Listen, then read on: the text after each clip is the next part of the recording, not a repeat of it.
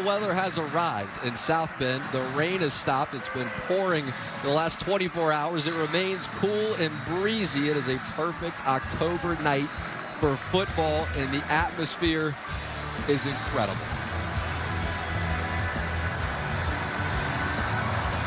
Lincoln Riley has gone from a young, bright offensive mind to an established head coach, first at Oklahoma, now at USC. Great meeting with him yesterday. Told us he's a fan of the 70-degree sunshine as well as the transfer portal, and that's how he's built this team. Now he's in charge of restoring the glory to USC football. Zachariah Branch back deep. Spencer Schrader send us into the night.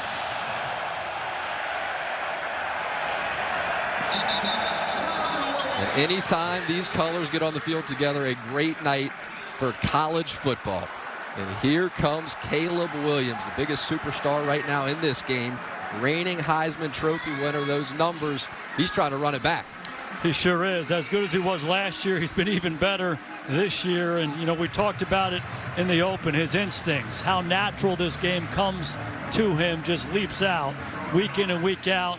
He makes all the little plays and makes all the big plays for this USC Trojan offense.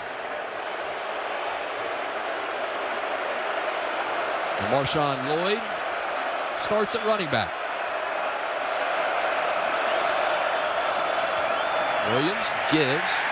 This is Lloyd, and he is met quickly by the face of that Notre Dame defense. It's Jean-Baptiste making the tackle.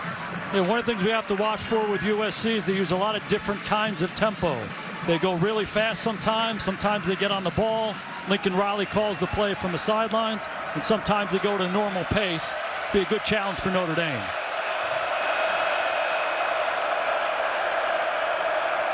Second and 9 for Caleb Williams.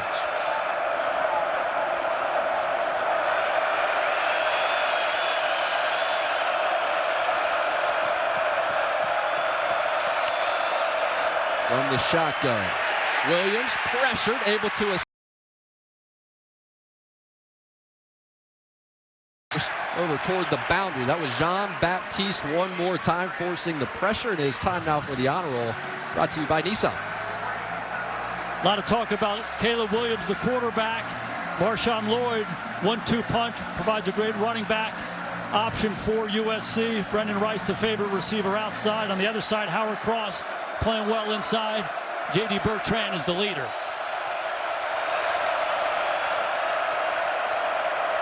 This Notre Dame defense able to force a 3rd and long.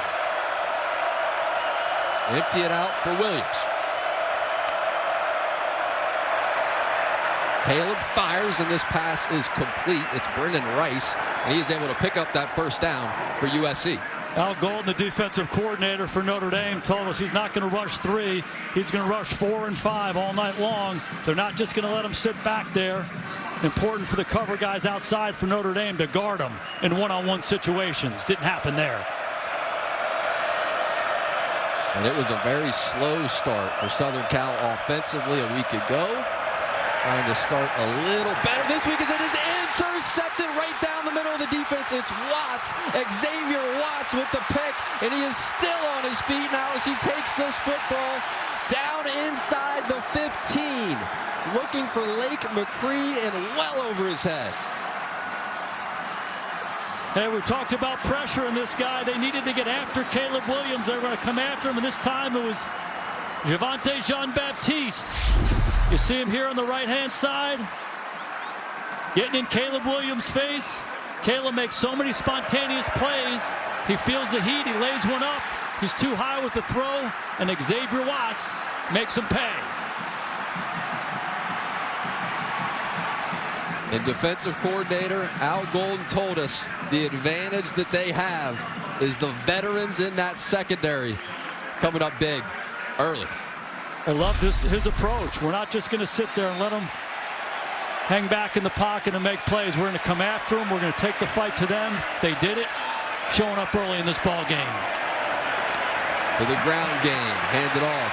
Audric Estime. And Estime plows his way forward. Notre Dame fans cheer as they were waiting to see that. last week against Louisville in that loss. And Sam Hartman, the 53rd start in college football, Wake Forest grad transfer. He had 6 turnovers during his Notre Dame career. 5 came last week in that loss at Louisville.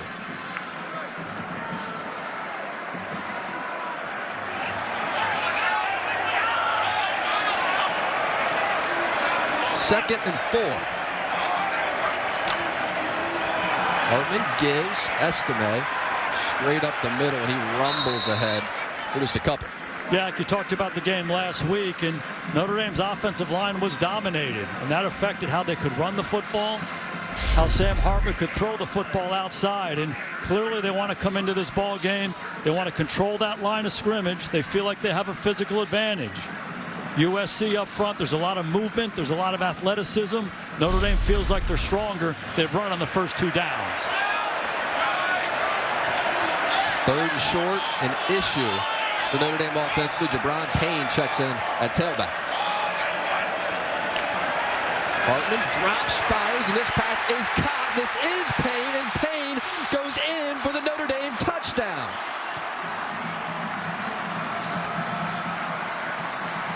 Can't ask for a better start. Absolutely love the call by offensive coordinator Jared Parker. This is Payne right here. He slips out right here. There's pressure off of this side. Sam Hartman, excellent job against the free rusher, simply backing up, getting the ball out of his hands. You avoid the rusher, make a catchable ball. Excellent catch by Payne. A good block by Greathouse outside. Notre Dame finds pay dirt. Spencer Schrader on for the extra point. Set up for the 3rd interception of the season for Watts, as Williams was just a little high.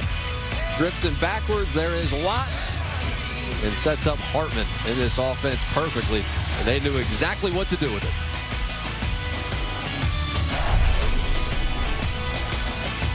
All of a sudden, everybody celebrating around me. The stadium fell completely silent, and I scored. There he is right there. One of the most iconic plays in college football history.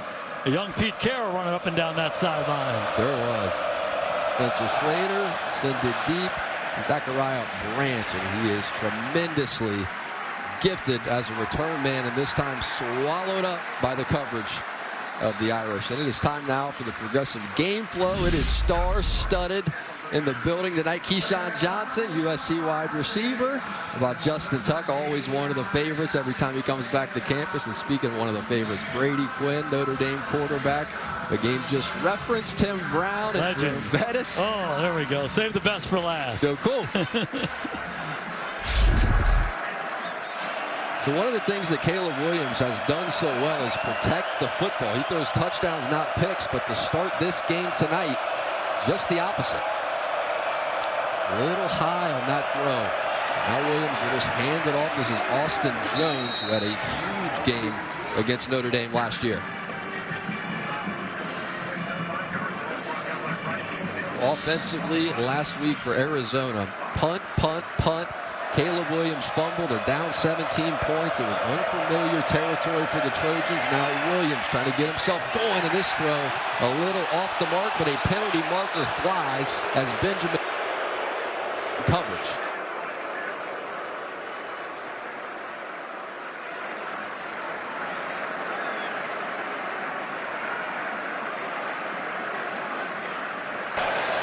Holding, defense. This is a 10-yard penalty, automatic first down. Marcus Freeman, Al Golden told us there's going to be a lot of man-to-man coverage. They're going to isolate him outside. This is Benjamin Morrison. He's working inside. You see him just grabbing right at the top there. It's Michael Jackson trying to come out of the break. You can see why they called it.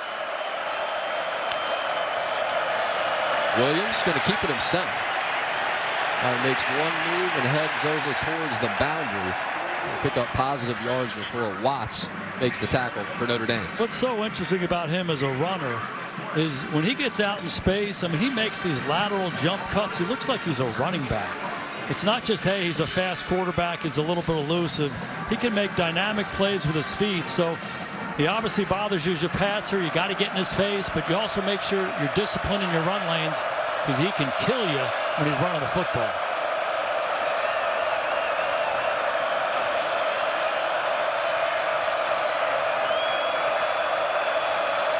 on 2nd and 6.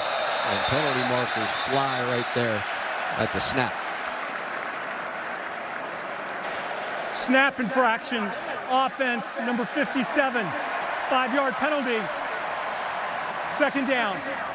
This has been a common theme for USC. A lot of these pre-snap penalties. This is the center, Justin Dedich.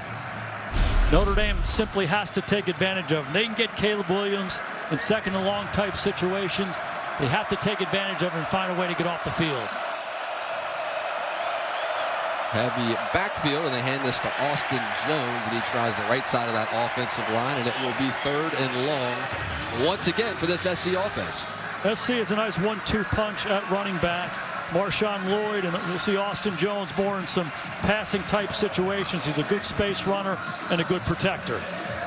And they were fired up about the possibility of getting Zachariah Branch back, the true freshman out of Las Vegas, Nevada. 5-star recruit lined up there in the slot to the left of Williams. A lot of rushers coming. 3rd and 8. Caleb eludes the rush, now fires and has a completion right there at the 40. It will not be enough to pick up that 1st down. It's Taj Washington, and Xavier Watts, who has been extremely busy to start this game, has the tackle. So far, so good for Notre Dame's rush plan. They're going to bring people every time. It's going to be a 5-man rush. There's some games up front. They force Caleb to his left. He's so talented, he can throw that ball back across his body. But talk about a guy who's showing up early on in this ball game. Xavier Watts, the big interception, now a big 3rd down stop. Eddie Chapliski on to punt, and Chris Tyree on the other end calling a fair catch right there about the 13-yard line.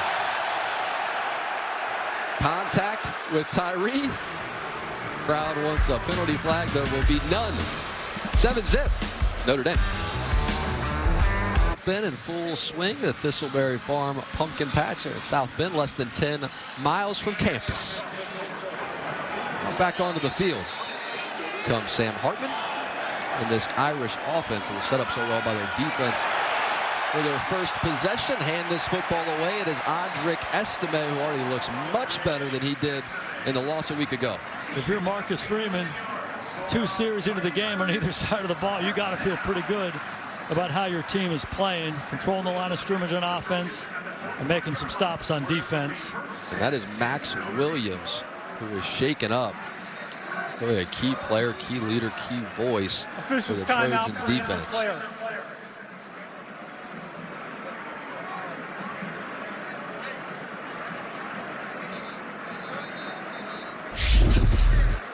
Let's take a look at Estime here. Such a good inside runner, but has the ability to bounce it outside. And when he gets those shoulders square down the field, he's a hard guy to tackle.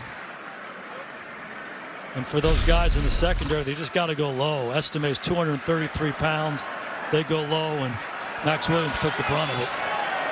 Check on Williams. Bryson Shaw checks in for USC. 1st and 10. Hartman drops.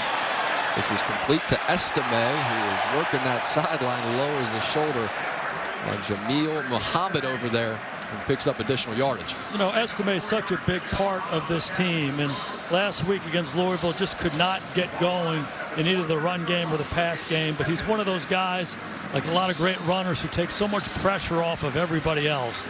Certainly the quarterback, the guys up front. They got to get him rolling in this ball game. He has to be the featured player.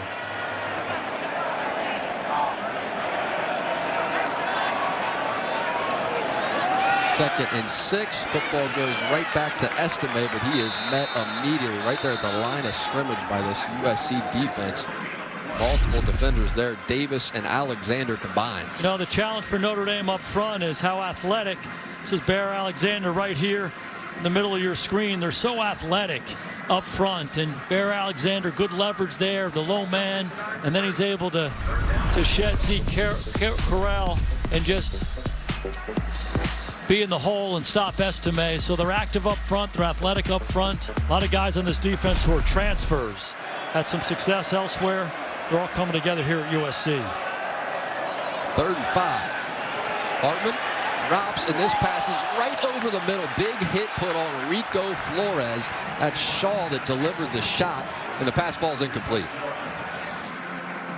Flores is one of these freshman receivers It's been a big part of Notre Dame's offense so far this year. And Shaw, another one of those transfers from Ohio State coming out of the secondary.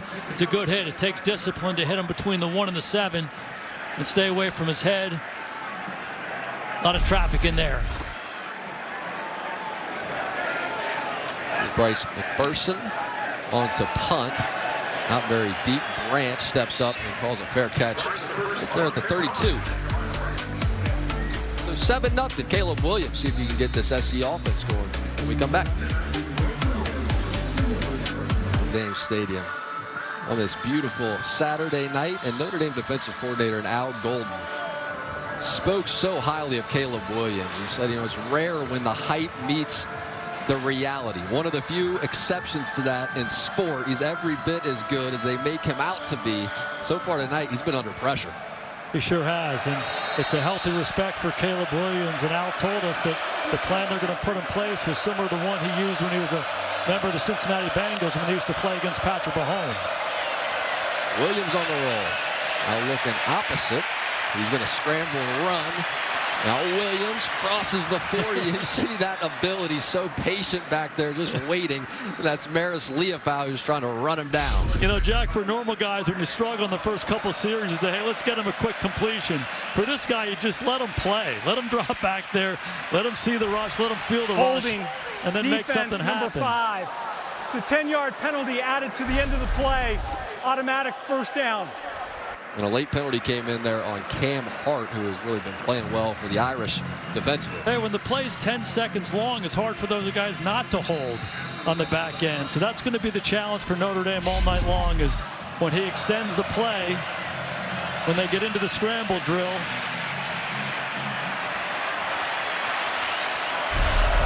How do you guard him without fouling him? Now 1st and 10. Washington in motion. Hand this football off. It's Austin Jones. And Jones only got a yard. It's Gabriel Rubio making the stop. And again, it's tempo. You see USC on the line of scrimmage. All their eyes are to the sideline, so they're not going fast. This is what they call scan. Get into a formation. Lincoln Riley looks at it, says, hey, I want to get to this. A big part of a lot of college offense is certainly a big part of what they do here at USC.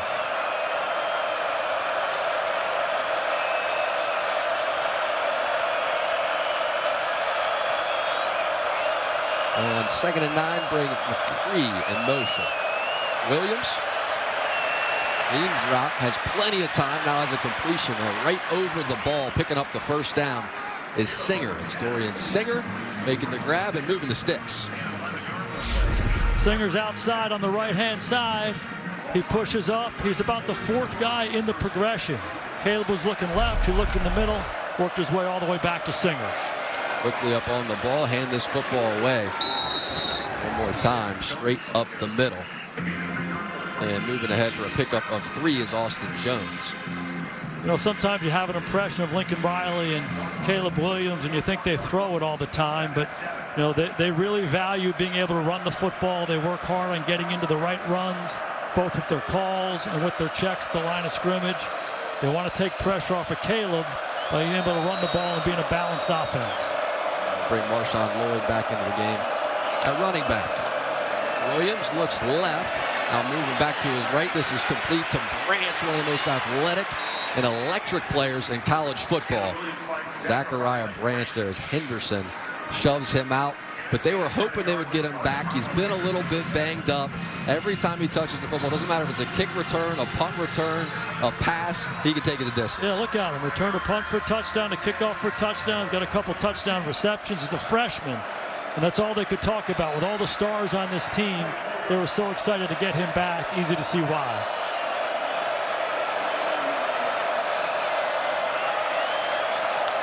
On 1st and 10, Williams starting to find a rhythm and throws this football over there toward the sideline. You see Morrison calling for a push-off. It's Singer making the grab, and the refs are going to have a conversation. On the offense. It's on the offense.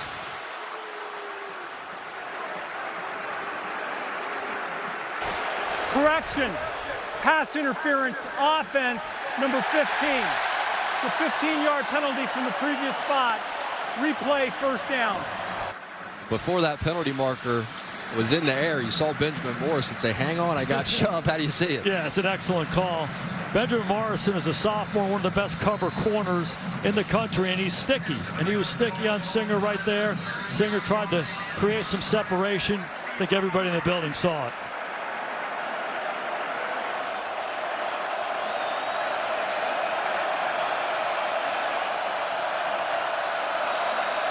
Oh, a 1st and 25. That is Zachariah Branch, who is lined up at running back just beside Williams.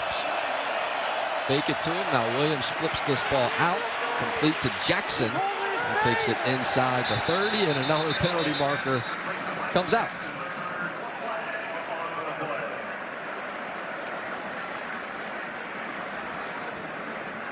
As we now see Max Williams. Personal foul, hands to the face.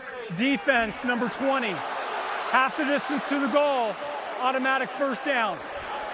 So this time it's Benjamin Morrison that is the guilty party.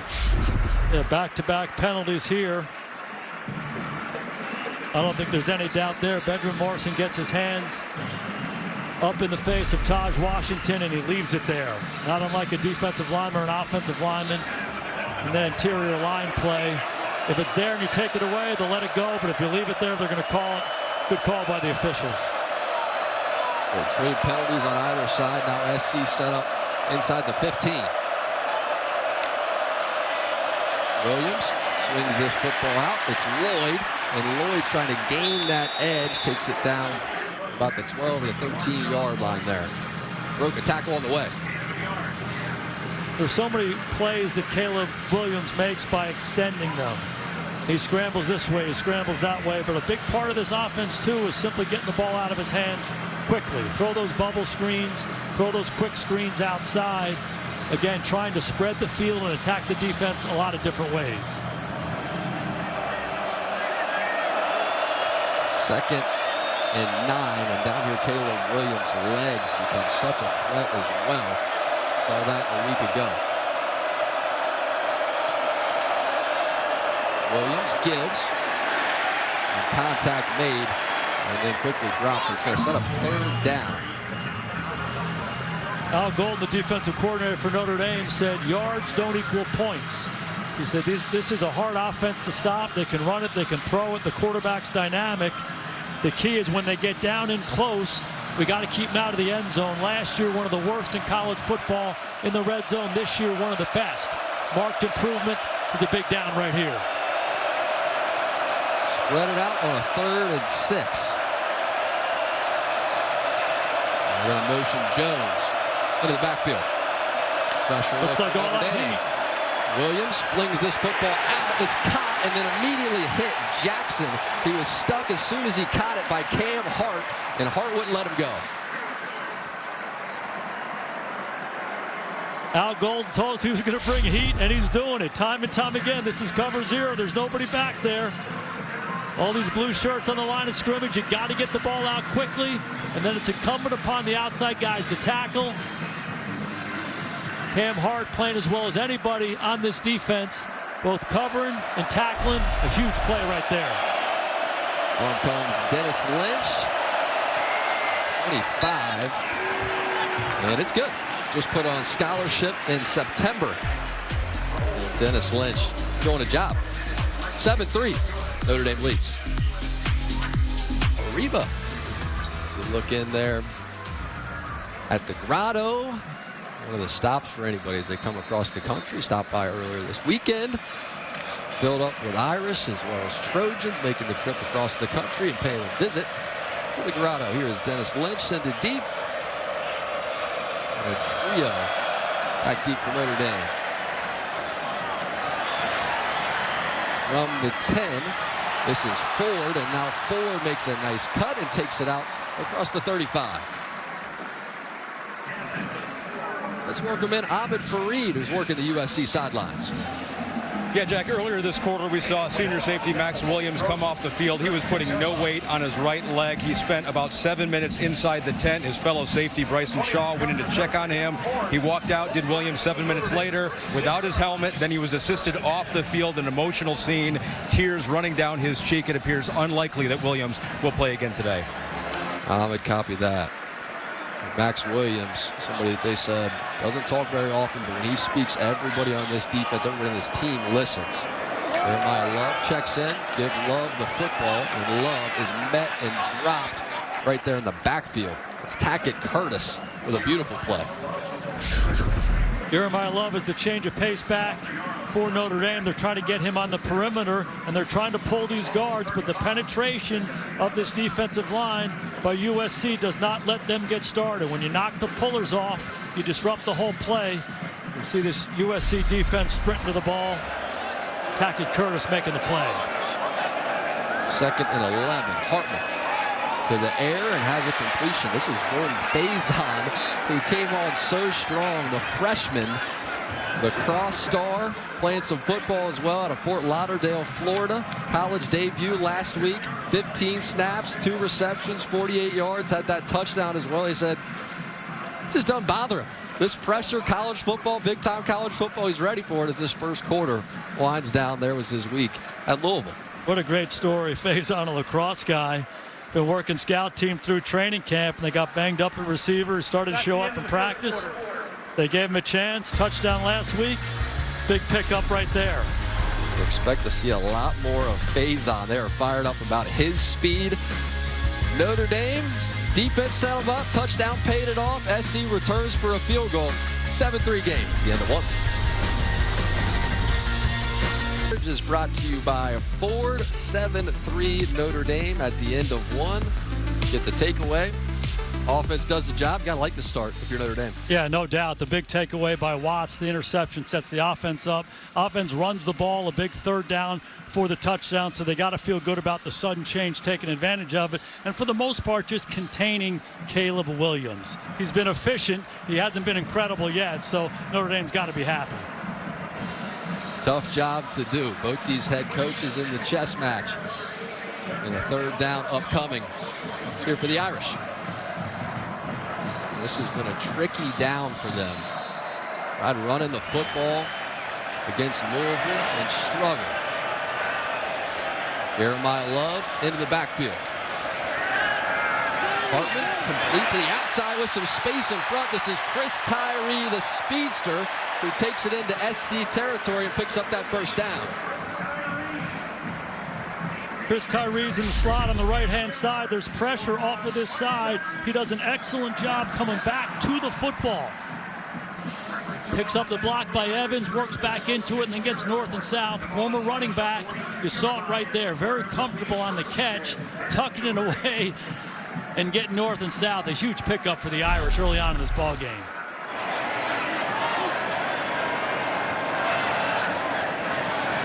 Shift here, brings a couple of tight ends across the formation, stays in Eli Raritan. Hartman trying to set up a reverse. It's Faison, and Faison now with some room out in front. You see what he is capable of. It's all they kept talking about. They like him on deep shots, feel like he can create some separation and get him the ball in the ground game too. Just love the call. 3 tight ends over here. It looks like they're going to run a gap run. They pull the guard, then they bring Faison back around the other way. You anticipate a downhill run. You give it to Faison. In a short period of time, this guy's become one of Notre Dame's best playmakers.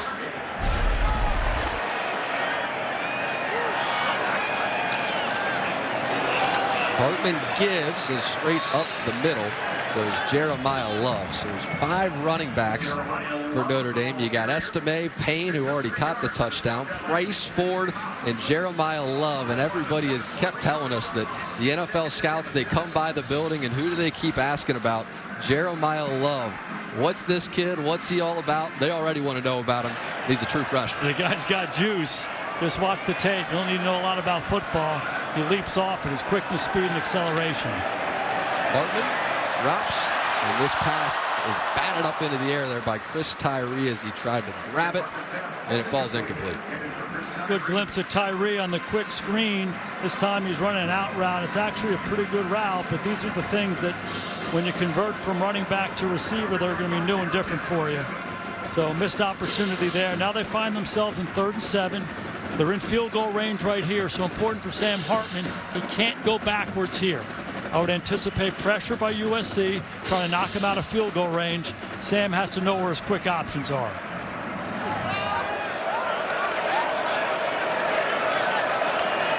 They will empty it out for Hartman. Scans and fires. This is complete to his tight end in Mitchell Evans, and he has been brought down shy of that line to gain. And you already see the offense calling to go for it, but instead the field goal unit trots out. Love this decision by Marcus Freeman right here. Anticipated pressure. They went 4-man rush. He threw it quick anyway. It's 4th and a full 2 yards. It's been a really good start for Notre Dame so far. Kick the field goal, go up 10-3. You feel good about it. Schrader has been great from 50-plus, 4 for 6. Only 3 for 6 from under 50. This time Schrader improves those numbers. 36 yards away. Freeman, he's been aggressive this time. Content with 3. It's 10-3, Notre Dame. This look at the rivalry is brought to you by DirecTV, and what a great rivalry it is. The national championships, 11-11. Time for second. But Heisman Trophy winners. USC, 7 of them. Notre Dame, 7 of them as well. Second and first in NFL draft picks. Plenty of these guys everywhere you look in the league. And Pro Football Hall of Famers, both tied for the most. It's amazing. Storied programs, amazing coaches through the years, amazing players, not only in college football, but in pro football. You think about 14 Pro Football Hall of Famers from each of these programs, some of them in attendance tonight. Really amazing rivalry. Certainly fun for all of us to be here. 8 plays, 46 yards, 3:48 off the clock. All led to a field goal. Now a touchback. So USC's offense started to find a bit of a rhythm. Last time we saw Caleb Williams took him down the field, set him up for that field goal attempt. 7 of 8. Of course, had the pick to start this game. Got himself going with his legs, and then all of a sudden the passing game opened up. It sure did, and that's the way it's always going to work. It's going to be a balanced offense. They're going to want to run the football, but for Notre Dame, they have to feel happy. They've contained him for the most part. Their rush plan, both on early downs and on 3rd down, has been effective. Williams gives, and now on the reverse, it's Washington. He faked the second reverse there now as he spun around right there at the line to gain. So there's so many playmakers. They get them moving across the formation, and this time it's Taj Washington. And what they did is they bring Washington around, they give him the reverse, and they fake it to Zachariah Branch. A lot of guys at Notre Dame go chase Branch. Washington captures the edge. Good drive starter for the Trojans.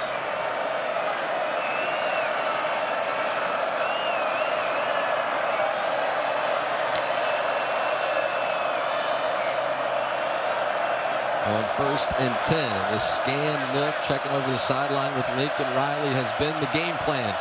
Coming in here for SC. Handed off. Jones. And Jones takes it out to the 40. J.D. Bertrand as well as Nana Asafa-Mensah get him on the ground. The other thing that's really impressive to me about Caleb Williams is the communication. You see him at the line of scrimmage. He's a natural leader. The guy has command. He knows what they want to do. His communication with Lincoln and with the other guys on the team has been effective. Now up on the football, snap it quickly, give the football back to Austin Jones. And there is nowhere for him to run. 3rd down forced once again by this Irish defense. Good run stops, and now it's 3rd and 5. So I would anticipate pressure one more time by Notre Dame. They told us they're going to sub defensive linemen. You just saw it right there. A whole new crew of guys coming in to rush them. They're going to rush 4 or 5 guys, try to put some pressure on number 13. Seen him use Bertrand as well as Leofow in that spiral this year. Now Williams, pressure comes, has a completion, and is right there at that 45 to Mario Williams, and he will gain that 1st down as the sticks move. Notre Dame had a lot of guys up in the middle of the line of scrimmage there. They dropped them out and they brought Benjamin Morrison off the corner. Now they're going fast. USC right up on the ball. Williams headed towards the sideline, has a completion back to Williams as a penalty marker is up in the air as there's Leah foul on the chase. That's the challenge of all the different tempos that they use. If you're trying to substitute guys in and out, it's the old Peyton Manning thing. We're going to catch with 12 and 13 guys on the field. Caleb did it right there. You saw Marcus Freeman was clearly upset going, we're not doing that right now, and trying to get things arranged over there on the Notre Dame sideline. There are 2 fouls on the play.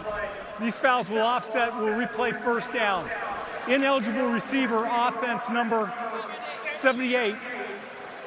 And illegal substitution, defense, 12 players on the field. Again, these penalties offset, replay, first down. This is the challenge of using the tempo. Notre Dame wants to sub, and after the third down conversion, they're running guys in, they're running guys out. They got 13, 14, 15 guys in the field. Caleb sees it and says, hey, I'm snapping the ball. You look at it, this is the 2023 version of the triple option.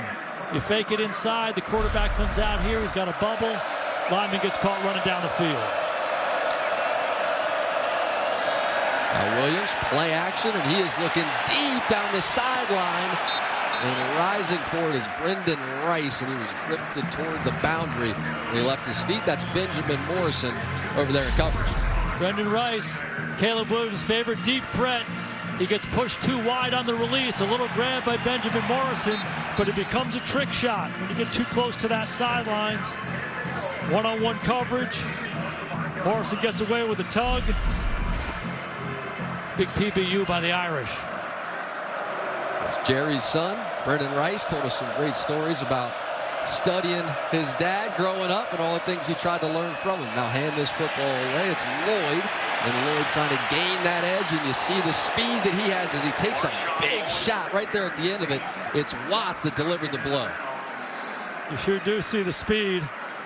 Lloyd able to take that play and bounce it to the outside. He captures the edge, a good stiff arm at the end of it. And there's Watts. This guy has been everywhere, real close to having that foot in the white.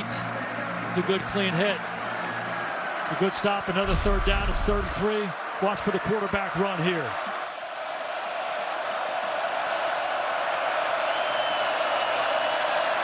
Williams gives. This is Lloyd, and Lloyd is dropped in the backfield by DJ Brown. So a lot made about this secondary, how key their role would be in this game defensively, and they're stepping up big time. And it was zone read. The quarterback has the option to give it or keep it. He decides to give it to Lloyd. If you watch right here, off the edge, the perimeter tackling by Notre Dame has been excellent. Safety showing up, corner showing up. That's the nickelback right there. DJ Brown stepping up, making a big stop for Notre Dame. And off the punt is Chapliski. And this drifts right down there to the 15. Penalty marker comes out as Chris Tyree calls for a fair catch. And we await the call.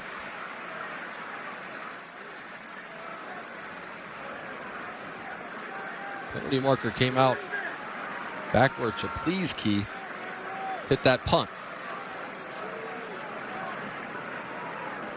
I think it's going to be a running into the kicker. 5-yard penalty. It'll make it 4th and short here. That's Jalen Sneed on the rush.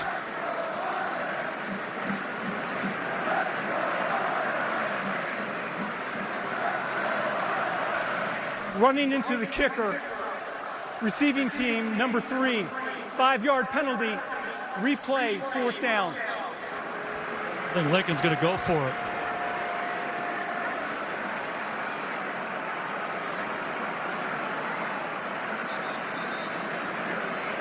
It's going to be just inside of 1 yard here, and he's across the 50-yard line. I think he wants to give number 13 another chance. As soon as that penalty marker came out, you saw the USC offense get huddled up over there around their head coach. Chomping at the bit. Caleb Williams was immediately right back over there grabbing his helmet. So now on 4th and 1, Austin Jones, the running back. Williams going to keep it himself around the edge. And now you see as he escapes a defender and picks up that first down, just do it himself. That was Watts who was trying to get him down. In all these short yardage situations, you have a quarterback who can run like Caleb Williams, put it in his hands. Aaron Rodgers in his prime, Russell Wilson in his prime. That's what these guys did. They waited to the critical moment. They'd hand it to the running back all the time. And in the big moment, they'd keep it. If I were number 13 and could run that fast, I'd do the same thing. Saw that in overtime a week ago. Biggest moments, run Williams. Just keep the football with him, and now Williams throws this football over the middle. It's Taj Washington, and they will not connect. A lot of different decisions that he has to make. Talked about the zone read where he keeps it. This is an RPO where he's trying to read if it's a good run look. If the defense plays the run, he's going to pull it out and try to throw it in behind him. So it's not easy stuff. It's not traditional reading pattern versus coverage. A lot of different decisions he's got to make, though. Now on 2nd and 10. Williams takes his time. Now he's just going to run as a penalty marker flies. Williams heads in for the touchdown. And we will wait on this call. Holding offense number 70. 10-yard penalty. Replay, 2nd down. From Pregnon, left guard. Saw that flag come out right away. Again, it's one of those zone reads. This is Pregnon, the left guard, right here. Caleb rides it, he rides it, he rides it, he rides it, and then he pulls it. You see Pregnon inside on Howard Cross. He grabs him and tackles him. Certainly restricts him from getting there. Another good call by the officials. Howard Cross, a tough assignment for any left guard. He's playing some of his best. Sure has been. Wildly productive stat line for a defensive tackle. 20 quarterback pressures, first on the team. Now Williams, hands, with the run game going with Branch. And now Branch takes it inside the 35. So you can line them up anywhere. Great offense. Just get him the ball. One of the most highly recruited players in the country last year, Zachariah Branch. Dominant punt returner, scored touchdowns outside. Now put him at running back. Hand him a draw play. Biggest thing is get the ball in his hands. He's going to make things happen. It's a well-blocked play. He found the green grass. 2nd and 20 becomes 3rd and 3. Pretty good call. 5-star recruit showing exactly why. 3rd and 3.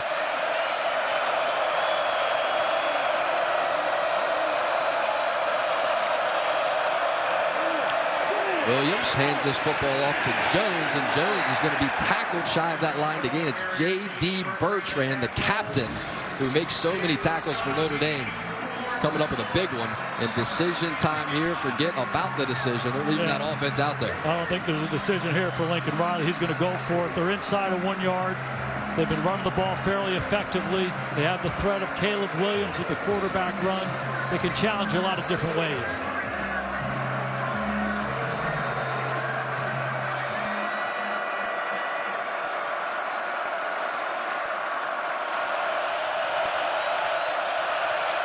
On 4th and 1, handed off and hit right there at that point by J.D.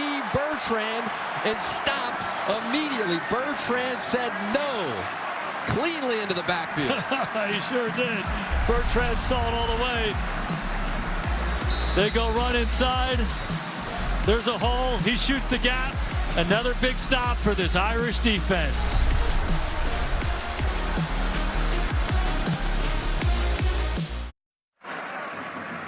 This look from above brought to you by Walmart Plus. This is J.D. Bertrand right here. The tackle goes down. This tight end right here, Jude Wolfe, does not go down. He goes out. Bertrand hits it right here. The runner, Austin Jones, has no chance. The senior captain, the leader of this defense, Bertrand making the biggest play for Notre Dame early on in this game. Flip the football back, and then he takes it back up the middle. Audric Estime, and let's check in on the sideline with Zora.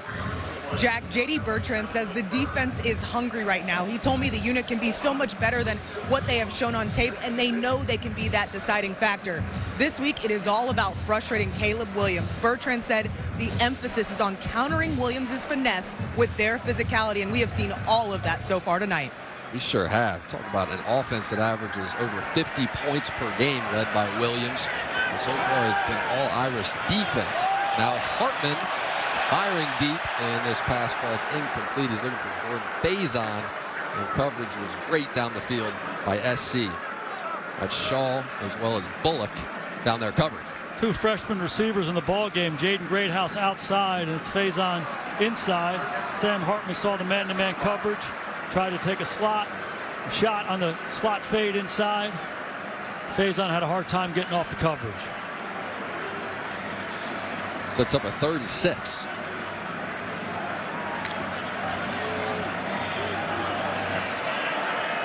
A lot of guys around the line of scrimmage for USC showing a pressure look. Looks like they might bail out of there. Hartman, clean drop, protected well, and this pass is complete and then broken up. He's looking for Mitchell Evans. That pass, though, is batted away by Roland Wallace. Christian Roland Wallace got a hand in there. This Evans working on the right-hand side. Sam Hartman's done an excellent job of this all year long, working back through his progression to that in cut by his tight end. A little behind with the football. Mitchell Evans should have had it. Excellent play by Roland Wallace, getting a hand in there and ripping it out. And there's that guy right here, Zachariah Branch, deep waiting for the punt. Sure is. McPherson on to punt, and Branch with an opportunity. Puts that foot in the ground, and here he goes as he comes out across the 20. Some explosive steps, aren't they? He's got some juice himself. And now a penalty marker is out.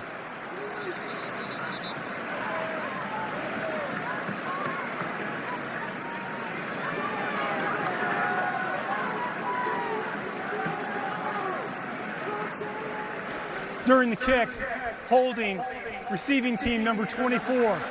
Half the distance to the goal. It'll be 1st and 10. We'll take a break. It's 10-3, Irish.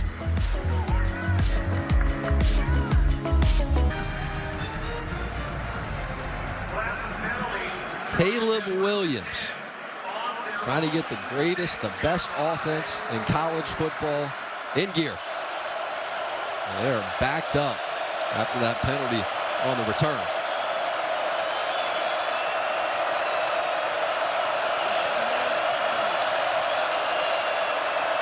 Williams to the air, and this is a drop. That's Rice. Brendan Rice had it in his hands and just dropped it. Let's check in with Alvin. Yeah, Jack, emotions running high on this Trojan sideline. We all saw the penetration that Notre Dame got on that 4th down stop. Well, the offensive line was over on the bench after that possession. Josh Henson, the offensive line coach, was lighting into him. But then over came Caleb Williams, even more animated, swinging his arm, imploring his guys up front to do better. Yeah, Ahmed, thank you very much. Now 2nd and 10, and we saw Williams do that same thing, trying to get SC going. Down 17 a week ago. Now Williams flips this football out. It's Branch. Branch with one cut and go, and gets this out near that line to gain. It's Watts who made the tackle along with Leofound. You used the perfect verb, flip it. Looks like Derek Jeter on a double play, just flipping it around. Osafa Mensah. The ball's perfectly thrown right on the face mask of Branch. Give him a chance to run with it after the catch. And you know, when you average 51 a game and you've scored 3 almost through the end of the first half, frustration can settle in. Important for this Trojan team just to relax and execute ball plays. Williams, pressure, able to elude that, and then throws an interception. It's Watts again.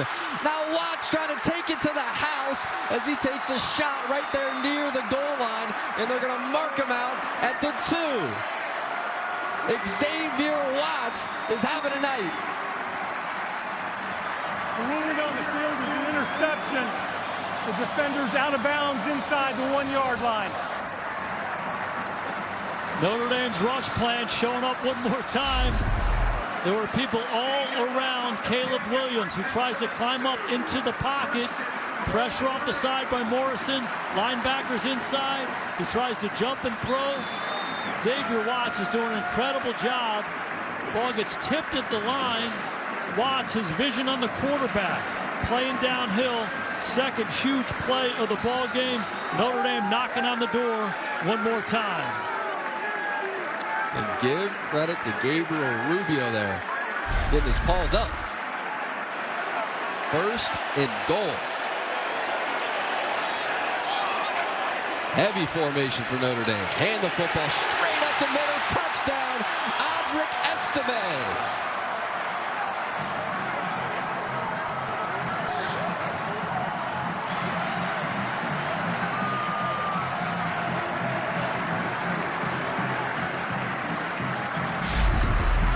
Four tight ends in the ball game, and just give it to this guy right here. We're here, we're downhill. The Notre Dame offensive line challenged this week, knocking them off the ball. Second puller. Biggest thing is give it to number 7. He's going to create his own hole. No chance for the Trojans. Rocco Spindler getting out front there and leading the way. And on comes Schrader. And the extra point is good. So this is the night for Watts. He has been flying around this field, making tackles, making picks. He can do it all. The vets in that secondary setting up this offense. Time report, Maria Taylor, Michael Robinson, Joshua Perry, Matt Castle. They're going to recap the first half. And how about Washington and Oregon? We had that game on. It was wild. Instant classic. They'll break it all down as Washington outduels Oregon. So that guy right there just does not throw interceptions, something he has been so great at over his career. Only one pick coming in on this year, 2 interceptions tonight, 85 touchdowns, 10 interceptions in 3 years playing college football. Irish defense getting the best of it. Yeah, really important for him not to get frustrated. There's a lot of football to be played. We all know that. But, you know, all that jawing on the sidelines by everybody over there, the biggest thing they got to do is take a breath and just execute ball plays. Notre Dame has been all over him all night long, creating a hard atmosphere for him in the pocket. Schrader sends it into the end zone. It is time now for Players on the Rise, brought to you by Hyundai. It's all about this front. Notre Dame learned the lesson last year. We're not going to rush 3 guys at Caleb Williams. We're going to keep bringing people. It's showing up in the running game. It's showing up in the passing game. There's a lot of guys around the line of scrimmage creating havoc for Caleb Williams. This is a corner blitz. Linebackers inside. He's throwing a jump pass. It gets tipped. On the back end, there's vision on the quarterback. Xavier Watts and his buddies taking advantage of these opportunities. Not trying to take him off the field. Yeah, exactly right. What's he doing over there? First and 10 for Williams. Now Williams looking deep down the field. And just a bit too far, looking for Taj Washington. The coverage was great, though, by Thomas Harper. It sure was. And if you have this rush plan where you're rushing 5 guys and you're forcing him to move to different spots in the pocket, you have to play man-to-man outside. Another example, Thomas Harper, good in coverage. Caleb takes a shot, no place to throw it. Harper missed that Louisville game in concussion protocol, so we're extremely excited to have him back. Now 2nd and 10.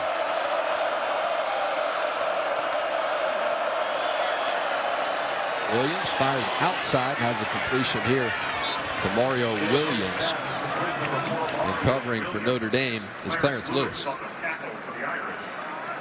Right at the sticks. I think they gave him the first down. And I think this is good for USC. Go tempo and go fast. Try to put some pressure on the Irish. Williams, play action, pressured. And now Williams just going to get rid of this football. That was J.D. Bertrand, who shot into the backfield. Second down. Shot into the backfield once again, and he was turning around and talking to Caleb Williams at the conclusion of that play. You know, Bertrand's one of those guys who prepares so well. He's so smart and so instinctive. He always seems to be around it. As a quarterback, like, hey, were you in my huddle? I mean, he's always making plays. Another example there. Now 2nd and 10. SC needs points for the conclusion of this first half. Williams pressured, retreats, and now he throws another interception. It's Benjamin Morrison who rises and picks it off right there in the sky. You saw Williams retreating, trying to buy an extra second or two, and Benjamin Morrison was just waiting on that football. Hey, it's the same story. There's pressure off the side here. Creates a tough environment for Caleb Williams in the pocket. He's been so capable of making these plays, moving all over the place. Not tonight. Ben Morrison comes off his coverage. Again, vision on the quarterback in space. He guards him. Excellent hands catch, full extension. Watson's gotten him twice. Morrison's gotten him once. 3 interceptions in the first half for the Heisman Trophy winner. Notre Dame on the 50, knocking on the door one more time. Most interceptions in a single game in Williams' career.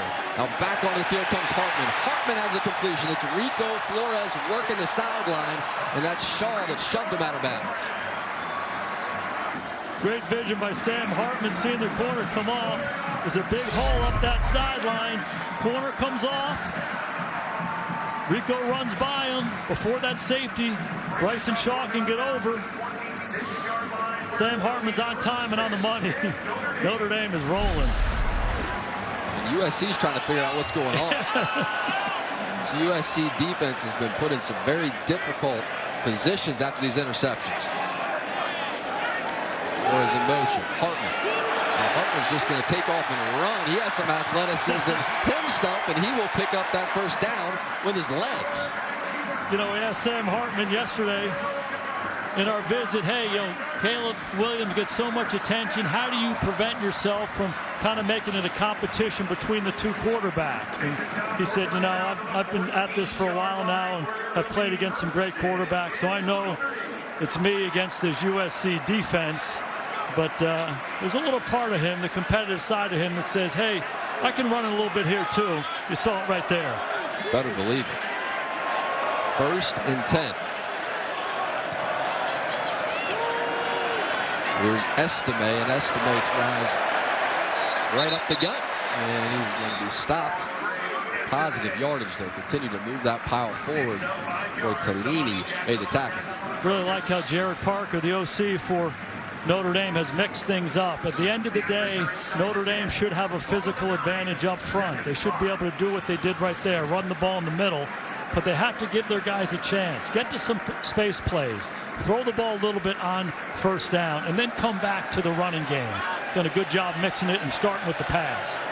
Jared Parker, the offensive coordinator, talked about the importance of getting ahead so that he could call this game the way he wants to. This is how he wants to call it. Estime right down there toward the goal line. He's going to be stopped at the 1. You had Coogan as well as Spindler out there leading the way for Audric Estime. They love this play. They love pulling these guards. Coogan and Spindler, there they go.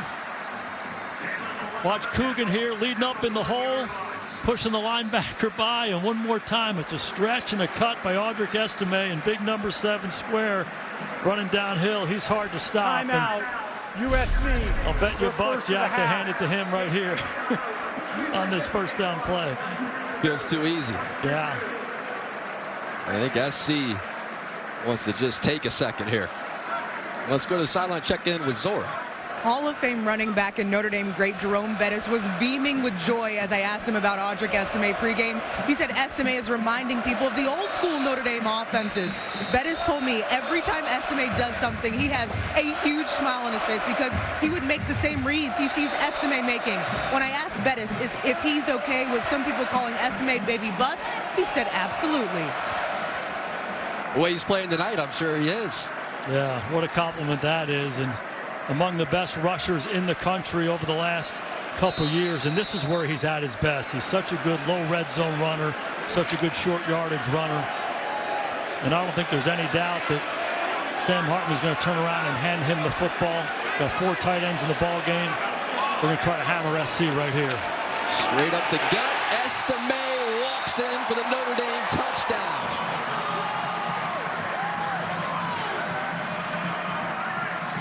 So it has been these interceptions that have set up the Notre Dame offense beautifully. Benjamin Morrison with the pick.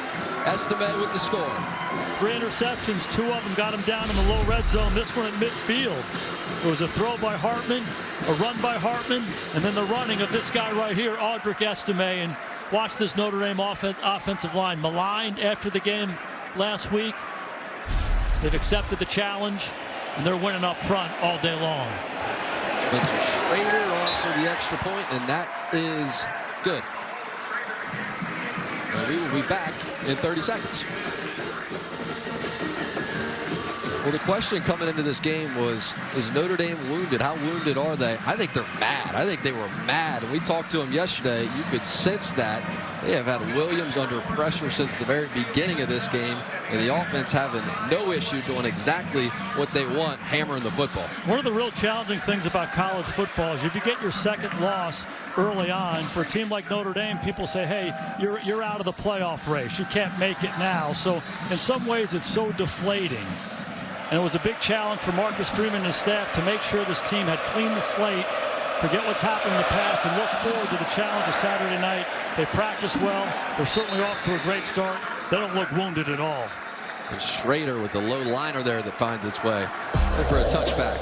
So the spooky season, the spooky 4-game stretch, the primetime games, of course, go back to Ohio State. They lost that game 17-14 last time out here on this field. And they head down to Duke, number 17 Duke. There's that last-second drive put together by Hartman. Then last week they head to Louisville, and flat out Louisville was the better team on that field. Wasn't particularly close. And then you could just hear that frustration for Marcus Freeman. And look at this performance. They were chomping at the bit to get back out there and showing up in their play so far in all 3 phases of this ball game. Williams drops to pass, and this is complete. A slant route there to Taj Washington. Washington is going to pick up about 9 yards. The biggest thing for USC right here is, hey, you can't go back. You ain't going to get those throws back. You have to go forward here, and somehow driving this ball down the field and coming away with points can turn the momentum of this ball game. It's a good start right there, working the inside slant. Williams drops and now has another completion. This time it's Williams, and Williams takes it out across midfield. It's Mario Williams. So with this SC offense, you never get the feeling that they're out of it, and now they're starting to roll. Tricky part for Notre Dame here is you'd like to continue to rush 4 and 5 guys to keep pressure on them. Looked too comfortable in the pocket on the last one. Caleb keeping himself, and then slides down as he goes inside the 45. That's DJ Brown there to meet him. Still got 2 timeouts. 39 seconds to go here. They bang one there. And Jack, you know, I ended up going to sleep at halftime last night, but it was 29-0 Colorado and Stanford. And we woke up this morning and we saw what the result was. So a lot of football to be played here. And I think USC knows that. 24-3 Notre Dame. SC driving. Kind of slowed the pace of this game offensively, and now we see them jump into this up-tempo in this 2-minute drill, and they're starting to look like themselves again. They sure are. And again, with Notre Dame, you want to maintain that pass rush on him. Harder to do that in these 2-minute situations when they're going fast. And you know, for USC, continue to drive here. Understand what you got. 39 seconds. You still have a timeout. It's field goal first. You score a touchdown. All of a sudden, it's 24-10, and you're back in it.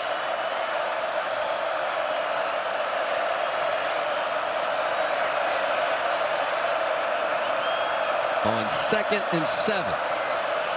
Williams just going to hand it off. This is Lloyd. He's not going to pick up that first down, so that clock will roll. Sure will. And now you're well on the fringe of field goal range. Now it appears that Lincoln Riley wants to use that timeout. 30-second timeout. Interesting decision there to run it and use your last timeout. I understand in 3rd down you want to make sure you get into the right call. But you come out of this thing and you want to make sure you have timeouts. And college football, as we all know, it's going to stop for a quick second after you make a first down. But you put yourself behind the 8 ball a little bit when you don't keep those timeouts. They can want to get the right call. So now with 30 seconds and no timeouts, What are you thinking over there as a play caller? Yeah, the other part of it is you give Al Golden a chance to dial something up on his end with the clock stoppage. So I think first and foremost, you have to protect against pressure. You have to give Caleb some quick options that he can go to if they heat you up. And if not, try to work some one-on-ones outside.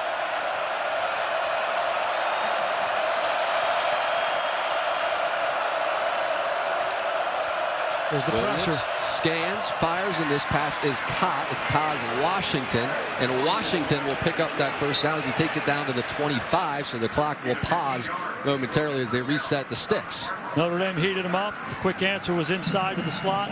Washington wins across his face, and Caleb was on the money. Now Williams drops. He's taking his time. Pressure, just trying to get rid of the football, and it appeared he had his running back over there in the areas. He took a hit. That's Marshawn Lloyd, the intended target, as he just wanted to throw it away. What's jumped out is this rush plan to Notre Dame. They've done an excellent job keeping him in the pocket and making him feel uncomfortable. Discipline with their rush lanes, not letting him get outside, and then when he does come up inside, they got a spy waiting for him. That's Maris Leofau. Uncomfortable environment for Caleb Williams in the pocket all night long.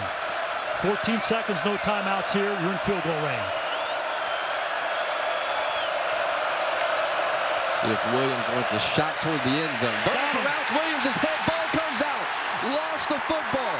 And it appears that Williams was able to dive right back on top of it. Clock's the clock, ticking. though, is ticking. Clock's rolling. Can they get everybody back in time? No. We're going to call offside. You had Notre Dame. Correct. The question is, was USC legal?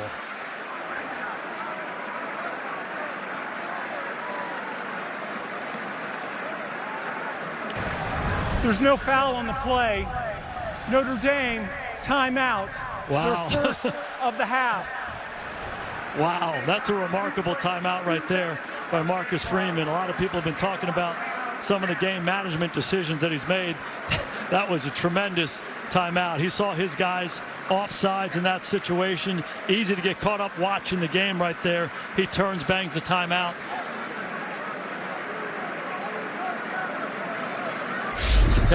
Yeah, take a look at the sack here at the top of the screen.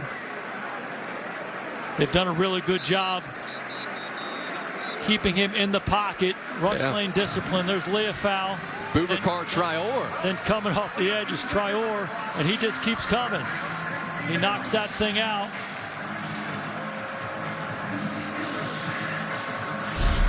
They mentioned yesterday they want to get the young guy in the game. Boubacar Traore, have not seen much from him at all this year, and what a huge moment for him to check in and create that pressure. So now Dennis Lynch just trying to get SC some points before the break. And Lynch, it's a good kick, and that is on the money. Freeman has to take the timeout because his guys are offsides. That keeps that field goal 5 yards deeper. But no doubt, it's a good drive for USC. Unfortunate for Notre Dame. They got caught in that situation.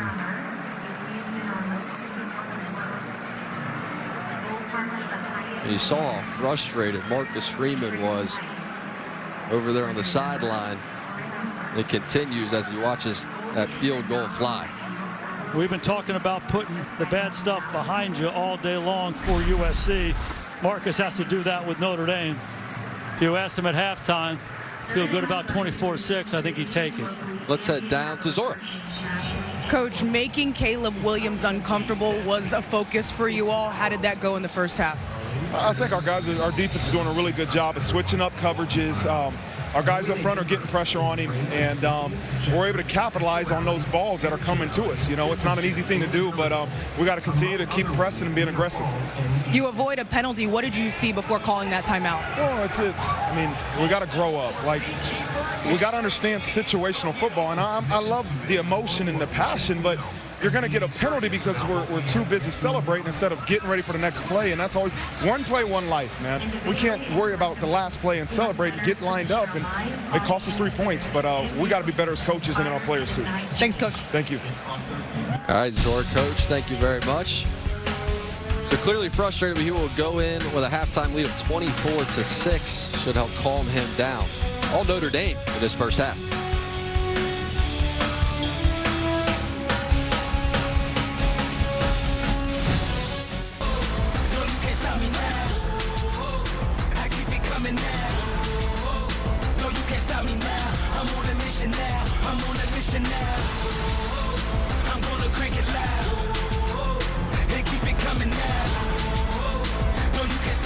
It's easy to Geico.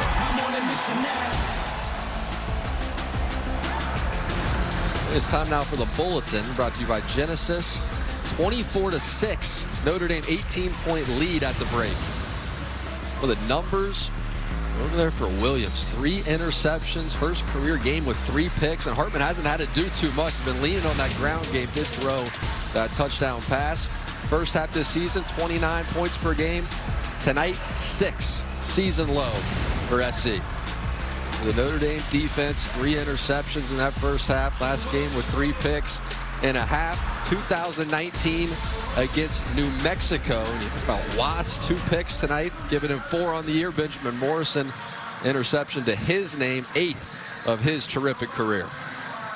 It's all about team defense for Notre Dame. It's been about their pressure, but the guys on the back end covering up in one-on-one, and Caleb Williams has given them opportunities with Aaron Prose. They've cashed in on taking the ball away. Notre Dame will get the football to start this half. This is Devin Ford, and Ford brings it out across the 20 and stopped right there. And let's check in with Ahmed. Jack, I asked Coach Lincoln Riley what were the biggest issues for Caleb Williams in the first half. He said he came out excited, forced a couple things, thinks he will be better in the second half. As far as his defense, they faced short fields, 3 turnovers. Said when they've had longer fields, they've actually fared pretty well against that Notre Dame offense. And Jack, as far as his message to the team for the second half, he said, we're still in this thing, got to settle in, especially on the offensive side. Ahmed, they're always in this thing, the way that offense operates. And that guy right there, the mastermind. So out on the field first comes Sam Hartman. Audric Estime has been a major problem for this USC defense, as well as these heavy formations that Notre Dame has run. Hartman, this time play action. On the roll, he's looking for his tight end, puts it up top, and this is going to fall incomplete. Trying to find Mitchell Evans. Roland Wallace in coverage, and the football falls to the ground as Evans tries to get back up to his feet slowly. Love the call here by Jared Parker. They go motion over here. They go naked back here. I don't like the decision. He has Holton Stays right in his face. He wanted to be aggressive going down the field to Evans. He throws it to Stays. He's still running.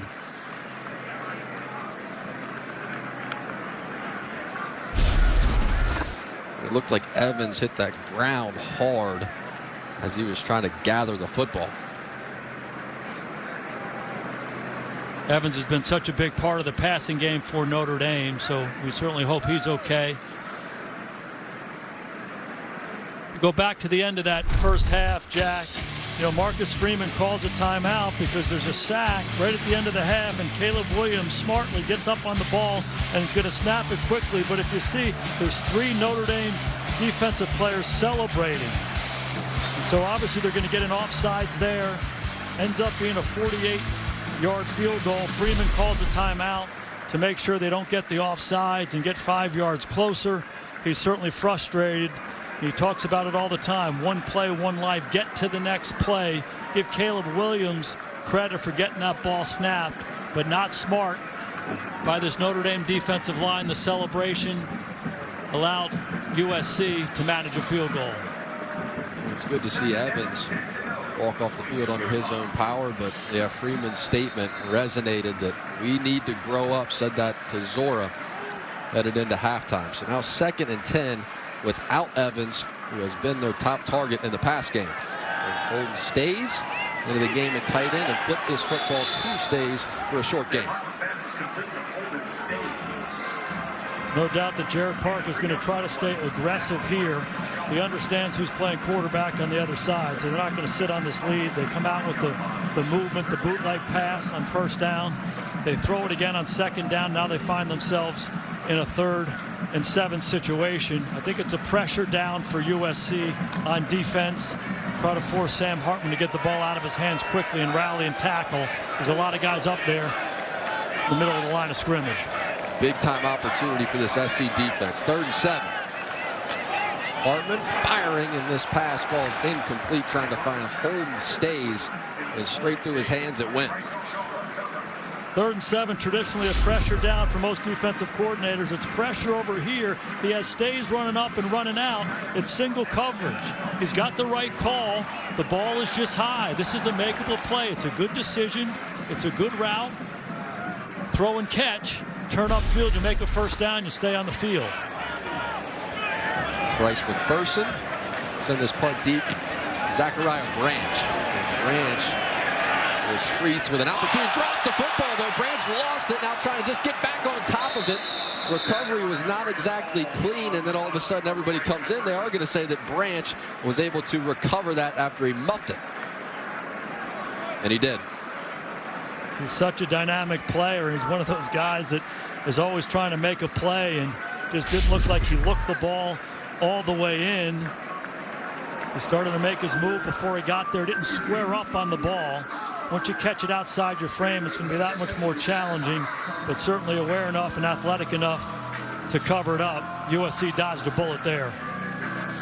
And J.D. Bertrand punched it loose right there as he was able to then fight for the football back.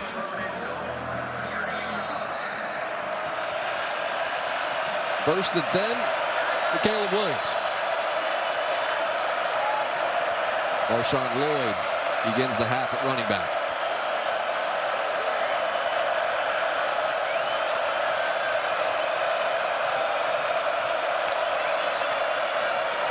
Williams quickly to the outside. He's looking for Brendan Rice.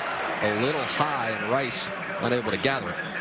They've been calling Caleb Williams Superman since he's been in elementary school, and he tried to be Superman in the 1st half too much. Too many throws that he was running one way, jumping in the air, throwing it back across the defense under pressure. He's got to settle in. I like the decision there. Come back, get the ball out of your hand, get a completion. But just like Notre Dame, you got to be able to throw and catch and stay on schedule.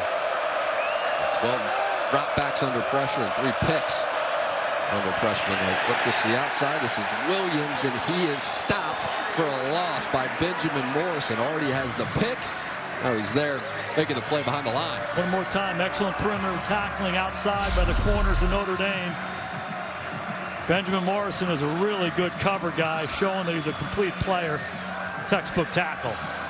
3rd long here for USC. Look for Caleb Williams to try to extend this play and make something happen with his feet. Been able to create a lot of magic on downs just like this. Williams, like you said, taking his time, and now this is batted away. Jalen Sneed rising, getting a hand right there on that football.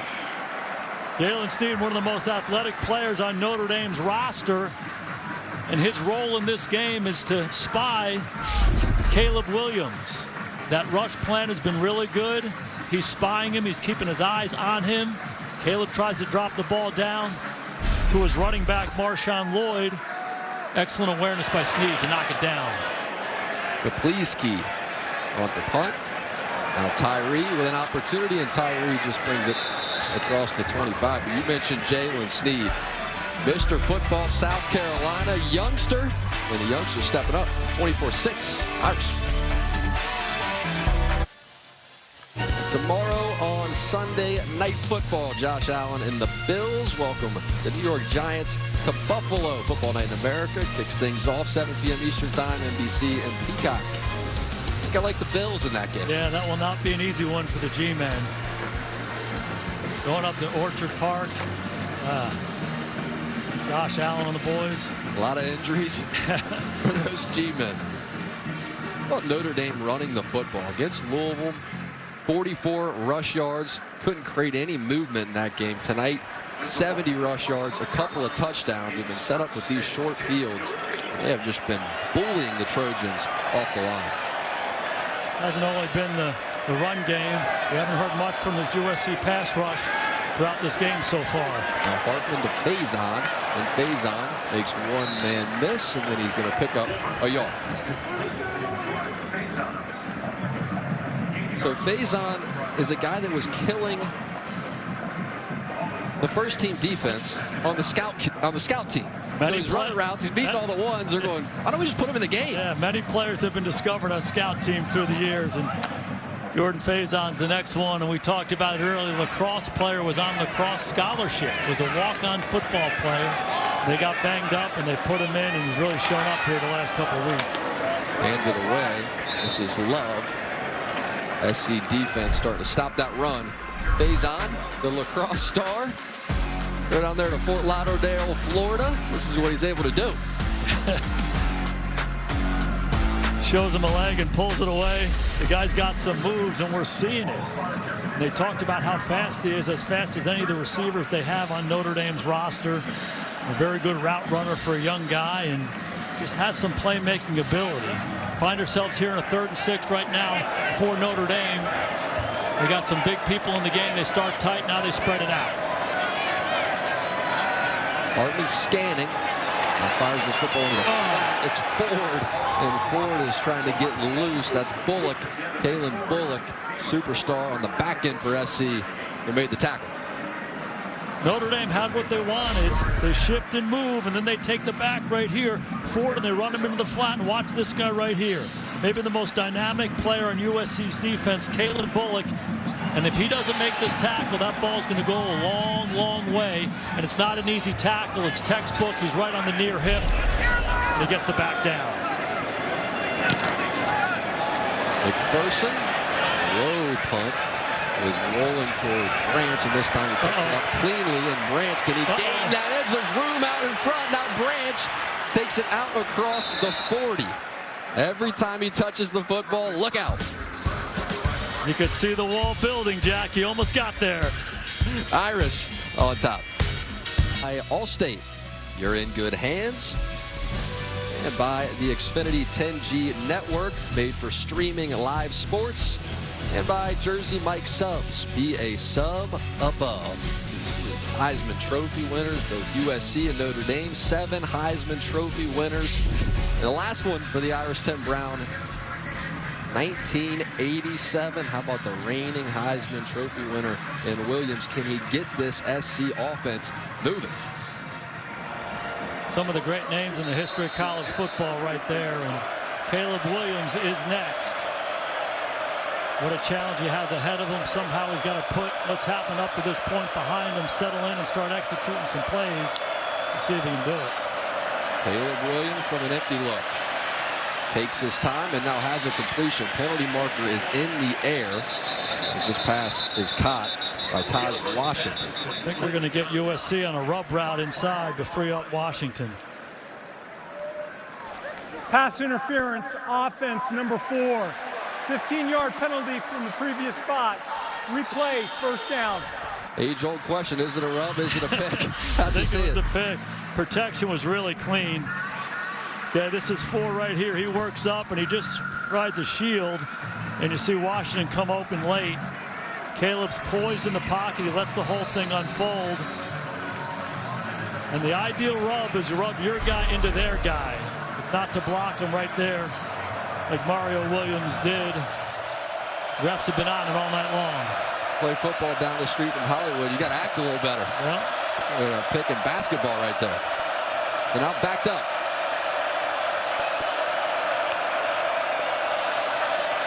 Williams looking deep down the field toward Rice, and Rice is brought to the ground. Penalty marker on top of it. It's Benjamin Morrison who was running with him and got a piece. There's been tight coverage all Pass night. interference, defense number 20. 15-yard penalty, automatic, first down. Tight coverage all night by Benjamin Morrison. This is a double move. It's almost like it's a slant and go. Rice runs inside, and then he runs his go route up inside, and Benjamin Morrison's in great position, and he just is there early. The ball was long. Typically, he has excellent poise at the ball. Not that time. Another good call by the officials. That's the 3rd penalty on Morrison tonight. He has been aggressive.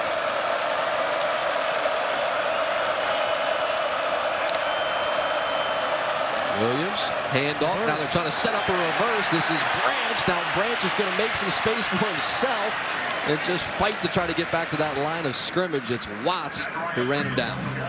Back to the interference penalty. Brendan Rice is Jerry Rice's son. Jerry Rice is the greatest receiver ever to play, and we asked Brendan about some of the tips that your dad likes to give you, and one of them was late hands. Don't show your hands too early where the defender can come and make a play on the ball. Excellent example there, not showing his hands and forcing Morrison to react too soon. On 2nd and 10, back to the air, another completion. This time it's Singer. Interesting too, he said, make everything look like a vertical. You know, he grew up watching all the YouTube clips, reading everything he could find about Jerry, and there they are. Look at that hand right there. That's how you become the leading receiver in the history of the NFL. Nobody like Jerry Rice. Up on the ball, moving quickly. Williams, long fake, now trying to escape, pressure in his face, and down he goes. Heat on him from every direction. Bertrand got there first. This Notre Dame defensive front has been incredible all night long. There's been no place for Caleb Williams to move, but a big part of this thing is what's going on in the back end. There's no place for him to throw it. The trigger by J.T. Bertrand. That's one of the reasons he ran into the ref. But this Notre Dame front and coverage working together all night long. USC 2nd and long one more time.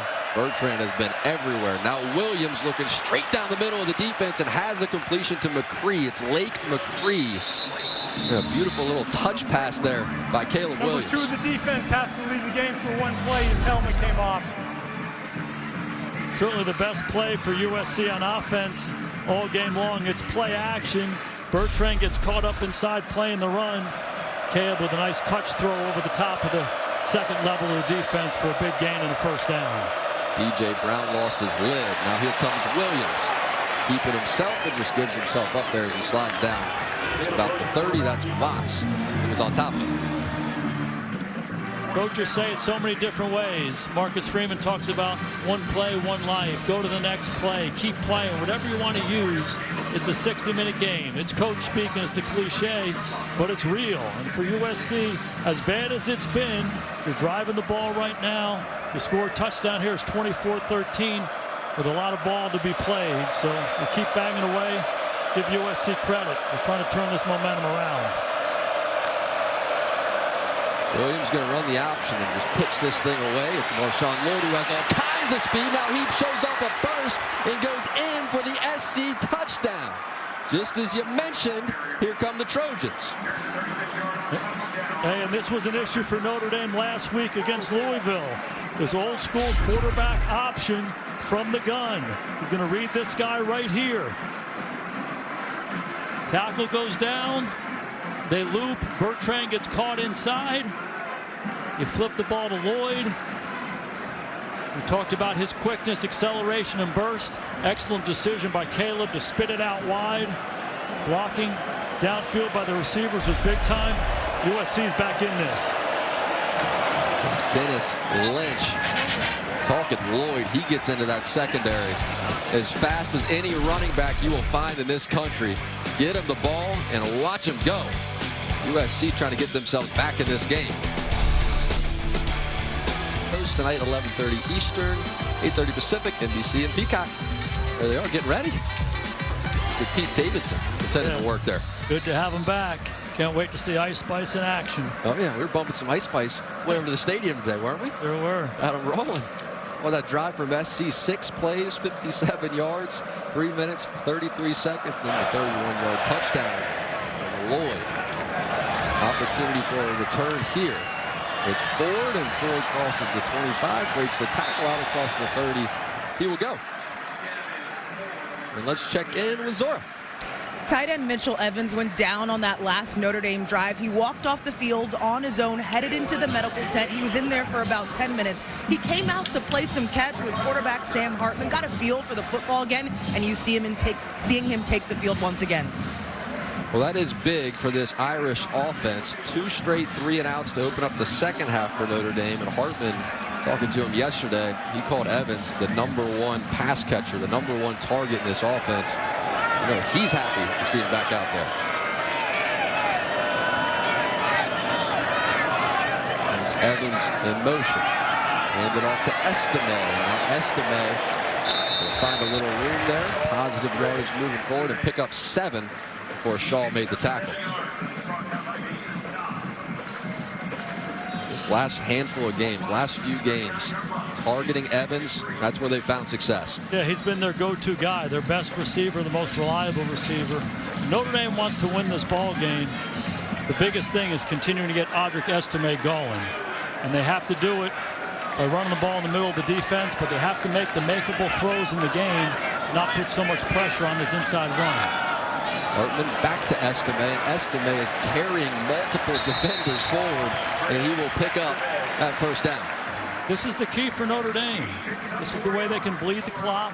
This is the way they control the line of scrimmage and wear USC out. You see the pulling guard, you see the pulling tackle, and again, Estime goes east and west, and then he gets north and south, and he's hard to tackle. So he's got to be a big part of it, but there are going to be some makeable high percentage throws on early downs that Sam Hartman's receivers got to connect with. Can't just all be Estime. We're back to Estime. This time Estime is stopped up. Pick up only a couple. It's what happens. You see all these white shirts around the line of scrimmage, 8, 9, 10 guys within 3 yards of the line of scrimmage. So the high percentage throws on early downs are going to be big. And then you come back to Estime. That's when they're at their best. Jaden Greathouse in the game for Notre Dame. He's been returning from that hamstring injury. Hot start to the season for him. He was the #1 wide receiver before he got that hamstring pull. Has been slowed down. Top of the screen is where he lines up.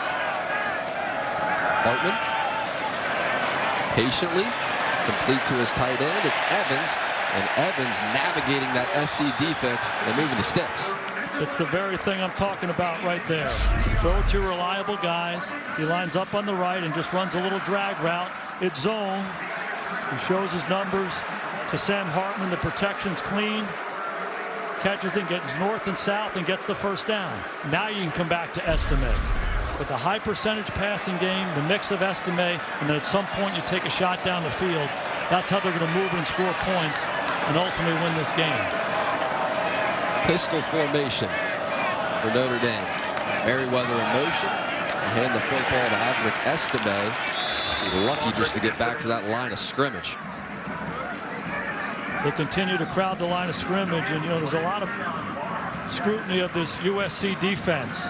Statistically not very good in terms of yards given up and points given up, but oftentimes that's a result of being the defense of an air raid offense. Their offense scores a lot of points. They play in a lot of high-scoring games. Showing right here that they can settle down and make some critical stops when they need to. They've been awfully good here in the second half. Play action for Hartman. Now Hartman looking deep down the field towards Tyree, and that pass is caught and in for the touchdown goes Chris Tyree. He's all speed. There's your play action shot, Jack. It's run it, high percentage, run it, high percentage. And when you get a chance, take a shot down the field, and it starts up front with the protection. Much maligned offensive line for Notre Dame. Excellent run blocking. Tyree's going to be in the slot. He's going to run the deep post. There's nobody in the middle of the field. Sam Hartman is the best deep thrower in college football. He sees it. He throws it on time. He gives his receivers a chance. Excellent route by Tyree. He throws it away from the defender. A big-time throw and catch for the Irish. And the extra point from Schrader is good. Hartman's 10th deep passing touchdown this season. It's a top 3 mark in the FBS. You guys had a great conversation about throwing the deep ball yesterday. Lays it up there, and Tyree does the rest. Walk it to him, Sam.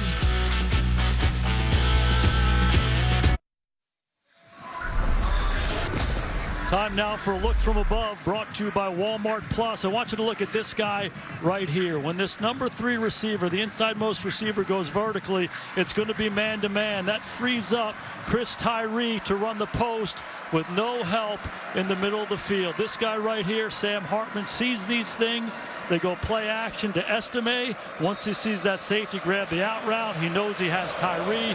He throws it away from the defender, knowing that nobody else is there. It's a big-time throw and catch, the biggest play of the game for the Notre Dame offense. In for the touchback, and remember, with Chris Tyree, had his first drop of the season last week on that deep slot fade as he makes this transition from running back to the wide receiver spot. He needed a moment just like that to get the confidence back. He sure did. You can see his juice, you can see his speed, his ability to run up on the defender and then run away from him. But when you play running back your whole life, catching a ball like that is different. So he spent a lot of time after practice working on the deep ball, tracking the deep ball, and you can see the work paid off. And we said it earlier, I've never seen a college quarterback throw the deep ball as well as Sam Hartman. It's so accurate. It's not like he has an incredibly powerful arm. He just sees it, he gives his receivers a chance, and they cash in on him.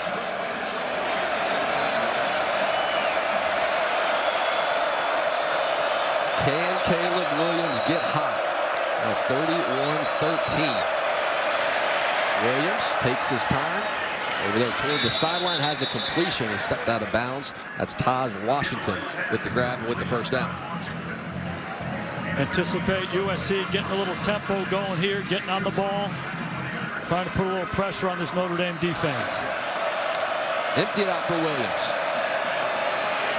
Now Caleb has another pass just deflected right there at the line. It's Howard Cross, who is rushing patiently and got his hands up in the air. Every time they get going on offense, this Notre Dame defensive line continues to step up. And Howard Cross is not a real big guy, but boy, is he a productive player inside. Leads the team in tackles, tackles for loss, and he's aware and instinctive. Williams tries to get it out. Cross rejects it.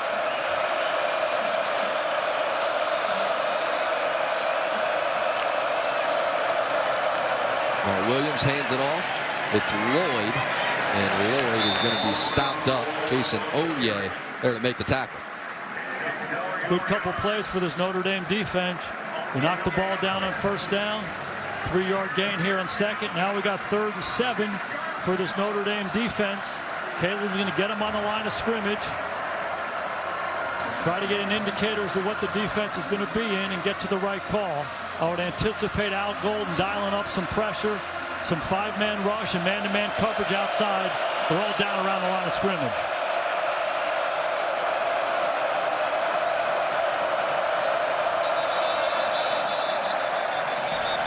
Timeout. Notre Dame, their first of the half.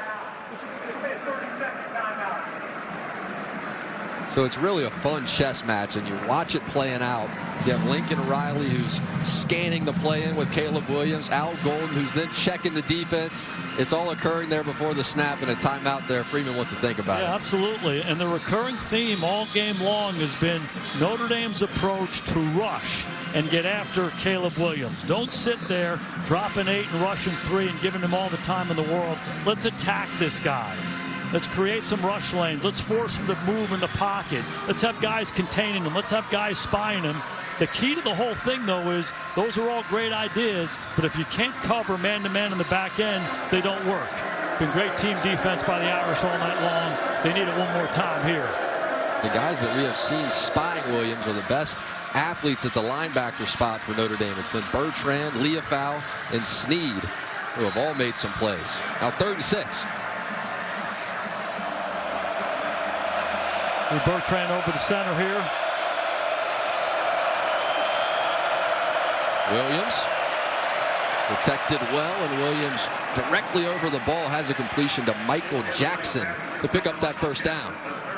You can see Caleb settling in a little bit more in the pocket, not moving quite as much, standing in, going through his progressions. Big throw right there. Lets him set up this tempo. Now Williams, he is met and dropped. He's in the arms of Leofau. Then it was Riley Mills there to help him out. It's a veteran defensive group. So to be able to call a pressure like this on the move. USC's on the ball, playing with tempo. They dial up the pressure, get one-on-one across the board. This is what Maris Leofau does best. When he rushes the quarterback, he's got sneaky good quickness. He's flexible.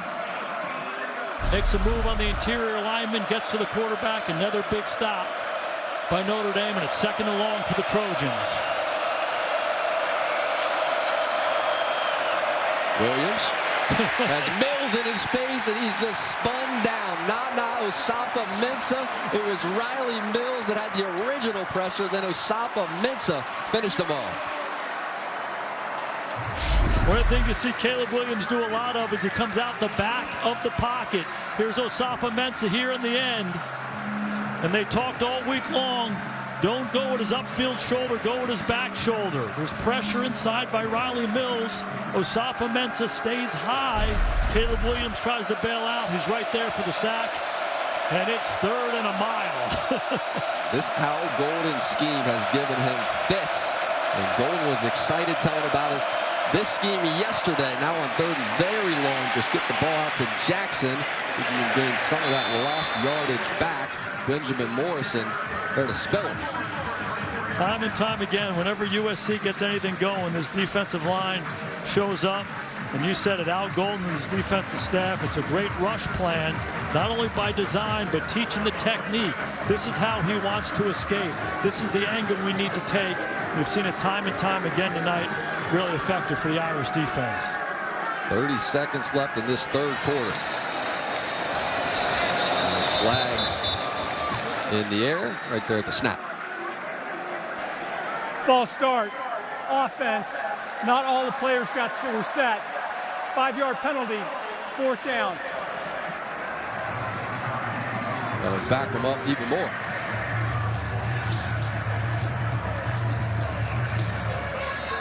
What are you thinking right now if you're Lincoln Riley? The biggest thing they have to do is the pressure has been an issue for them, so they have to find a way to get the ball out of Caleb Williams' hands quickly. Create some rub routes and get a little run after catch and see if they can move the ball that way. Really nice punt there by Chapliski, and let's check in with Ahmed.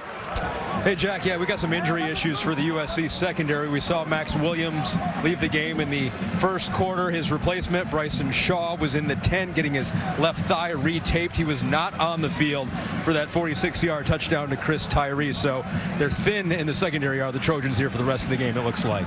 Yeah, I mean, they have been banged up on the back end, and Zion Branch, redshirt freshman out of Las Vegas, Nevada, now playing some big minutes. Maybe the last play of this 3rd quarter. Pistol set for Sam Hartman. Hartman gives it to Estime. A big hole opens up. Now Estime bursts into the secondary, picks up that 1st down, and that is Branch that makes the tackle to conclude the 3rd quarter. So Irish fans were saying more Audric Estime. You got to get the big fella moving. That has been the story offensively. Notre Dame on top at the end of 3.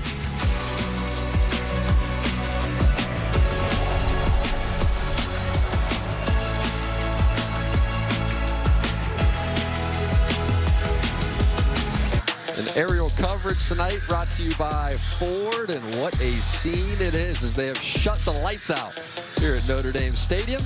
And above the rest is brought to you by Jersey Mike Subs.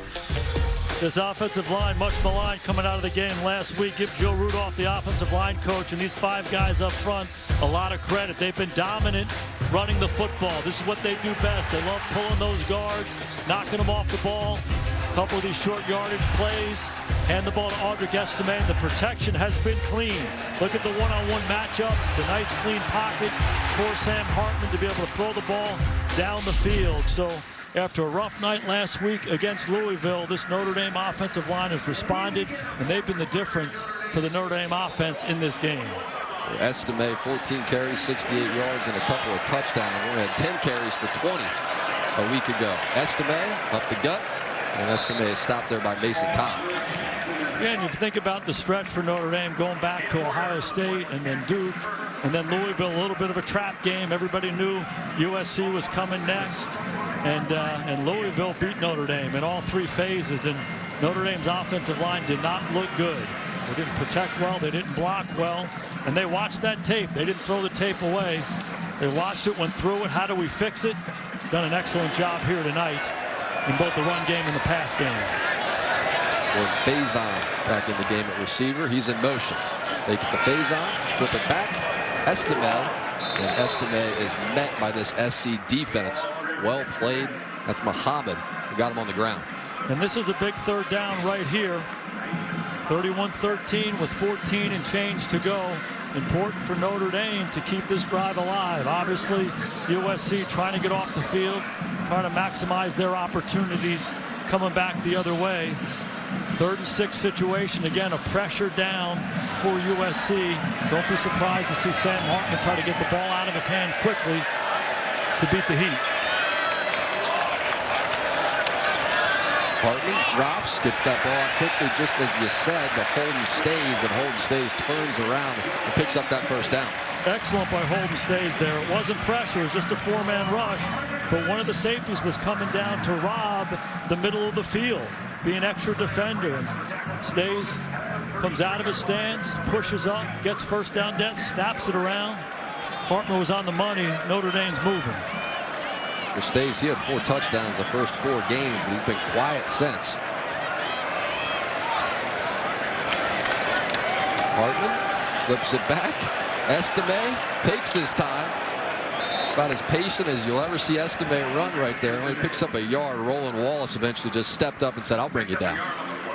And you see what Jared Parker, the offensive coordinator for Notre Dame, is trying to do. Getting this look where you're going to typically run the ball north and south with Estime. See if they can load the box and then try to capture the edge right there. It's a good thought. USC was all over it.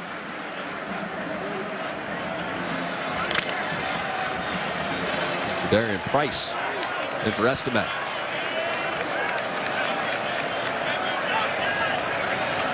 There's Tyree across the formation. Hartman setting up a screen for Price. And Price is going to lose yardage. It's Jalen Smith, who has been a terrific tackler for this defense, who met and dropped him.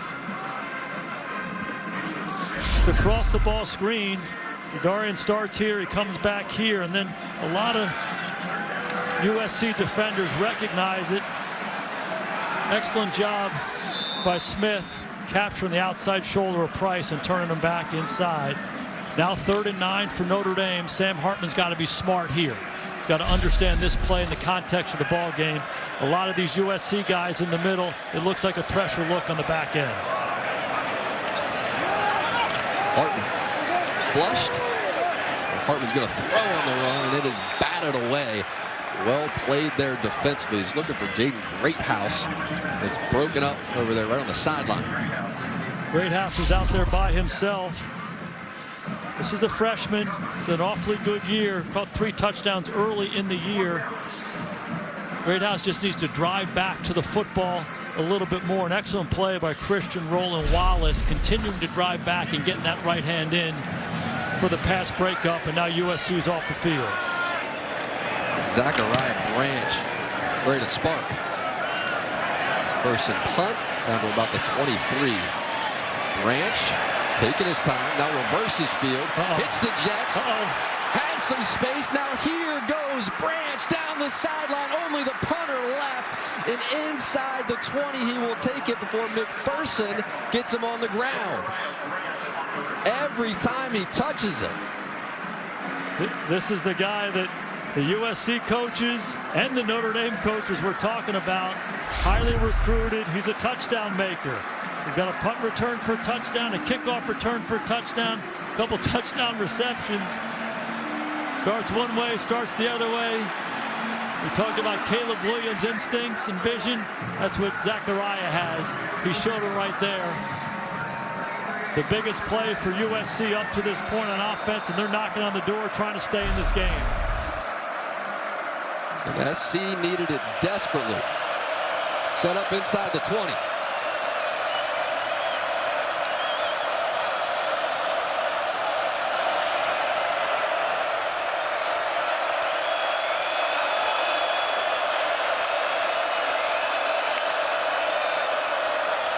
Williams going to hand it off straight up the middle. It's Austin Jones, and maybe a yard.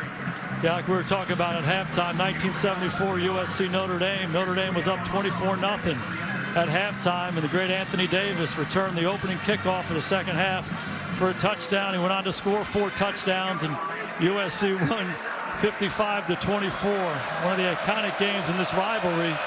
Zachariah didn't do it to open the second half, and maybe this is the same kind of spark for the Trojans here in the fourth quarter.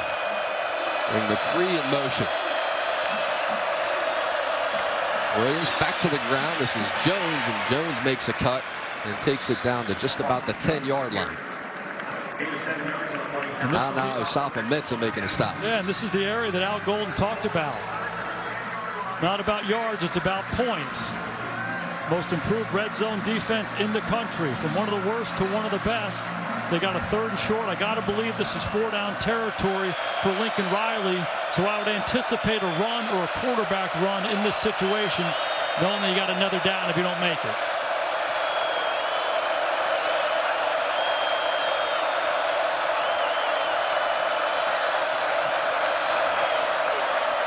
Williams gives it.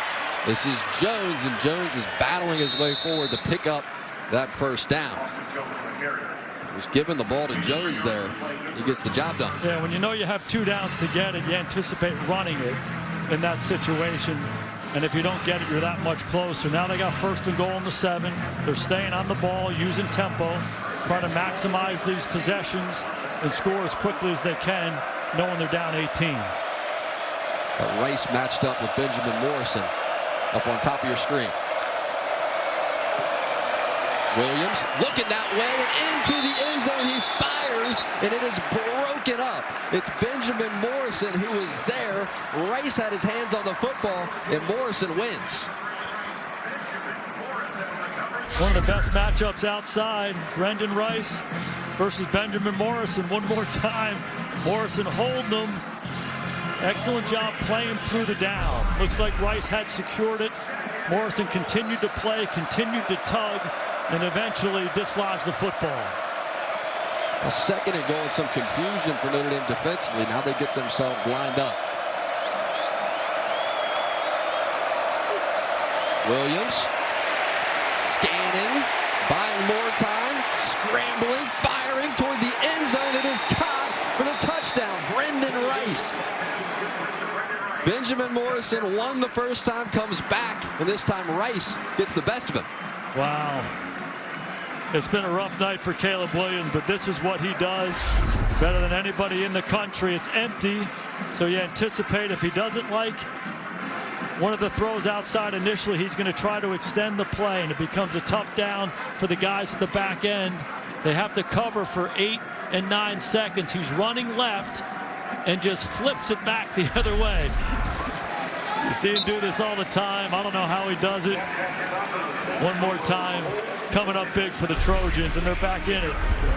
Not many guys on planet Earth making that throw right there. Had a couple of those a week ago. You just go, how in the heck? He's ridiculous. Gets the ball to Rice.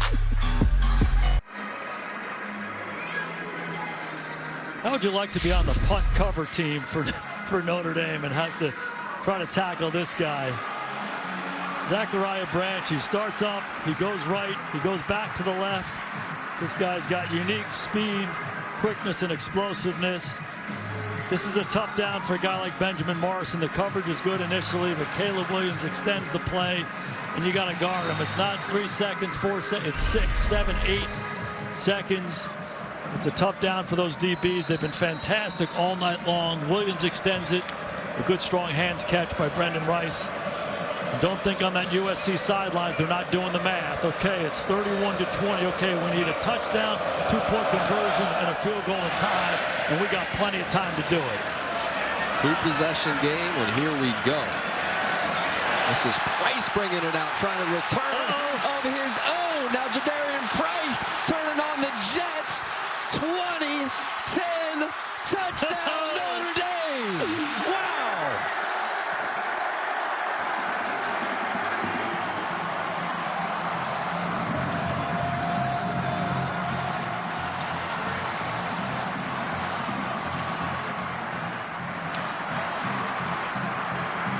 you'll forget about that 11-point game. Wow. Both coaches talked to us about the importance of special teams. Special teams has come up big here in the fourth quarter. Jadarian Price, the freshman from Denison, Texas, showing his ability flash as a running back. Makes the biggest play of his young career, returning the kick against the Trojans. Now Spencer Schrader, who has been busy with extra points, knocks it through. How'd you like to be a guy on USC's cover team? Excellent job by Jadarian Price, breaking the initial tackle. Great runners have lateral quickness, and that's what he demonstrated there. He started right. He convinced him he was going right. He broke the tackle and darted back to the left-hand side, and then you see the speed and the juice on the back end. This game was starting to turn. The USC guys were doing the math. We got plenty of time. And then Jadarian Price put a dagger in the heart of the Trojans. Number 10 for USC is now reporting as number 45. He saw Marty Biaggi, special teams coordinator, over there celebrating with Marcus Freeman. And remember Brian Mason, the tremendous special teams coordinator from a season ago, all the block punts. And Biaggi creates a huge moment in this fourth quarter when things were just starting to tighten up, and you're thinking, here comes Caleb Williams. Can Caleb create another spark, or maybe first going to be Zachariah Branch? How about that smile by Price? Sitting on the sidelines, everybody high-fiving him. What a moment for that young man. This place is electric, but you're right, Branch is on the other end. Who knows what this guy can do? It's a game of returns, and he's got a chance. Branch out across the 20. Nice coverage here. There's a flag on the play.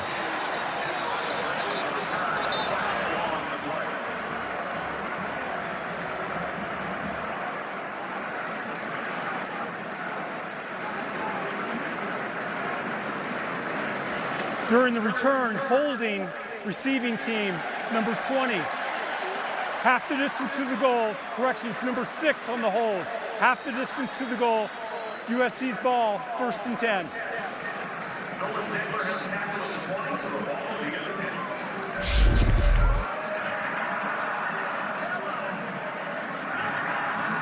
That's an excellent tackle in the open field. That guy's dangerous. He's hard to bring down. And it's a big-time play, plus the penalty. Caleb Williams backed up in the shot of his own goalpost. Antonio Carter in there flashing on special teams. Bring Washington in motion. Hand the football away. Marshawn Lloyd, Notre Dame defense rising to that occasion. Howard Cross and company there to stop him. Let's check in with Zora. Benjamin Morrison is familiar with these USC receivers. He told me he grew up with almost half of them. We've seen Morrison and Brendan Rice going at it today. Morrison actually knows Rice better than most. They went to the same elementary school. Morrison told me he could even walk to Rice's house growing up, and Rice just scored on the guy he played backyard ball with. What's up with that? Zora, he just smiled when we asked him about, all right, tell us about SC, tell us about these receivers, about 7, 8 deep. They work the football too. He goes, I know most of them. I grew up right down the road. Scouting report was easy. I've been doing it my whole life. And now flags right there at the snap. False start. Offense, number 79. Half the distance to the goal. 2nd down. It's on Monheim, the left tackle. Monheim their best right here. Sometimes the crowd knows when you're backed up. There's crowd all around you. There's guys behind you, on your right, on your left. It becomes awfully hard for these guys to hear, particularly when you got to set and block an elite rusher.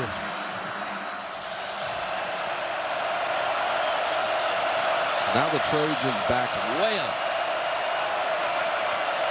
Then Branch in motion. Williams running. Gets it out across the 10 where he runs into Jack Kaiser.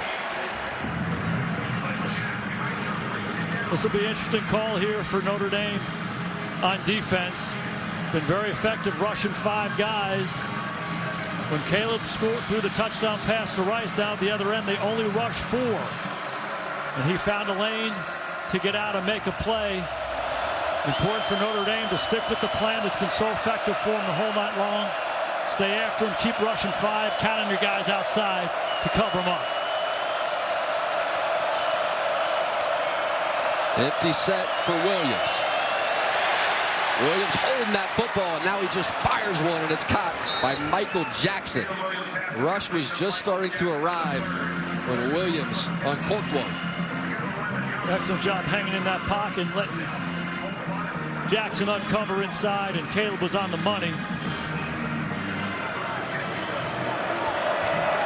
Notre Dame needs to stay aggressive. They need to stay after him up front. It's been effective for him all night long.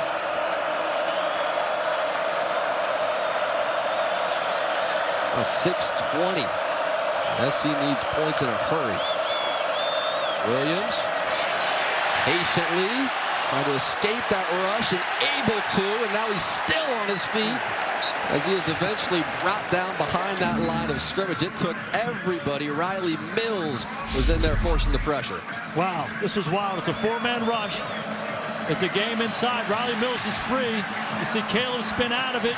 There's Cross. These guys are all around them. This Notre Dame front has been relentless, staying after him.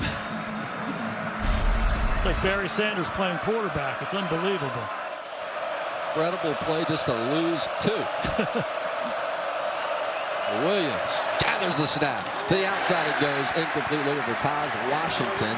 Thomas Harper shooting there into the backfield. They've done a great job of getting athletes around Caleb Williams. Guys that can run too. And it's giving them fits. And they're sticking with the plan. That was edge pressure on the side. They brought Harper. Caleb had to throw the ball around him. Inaccurate throw. One more time, this Notre Dame defense has them on their heels. It's 3rd and long. And again, looks like a pressure look pre-snap.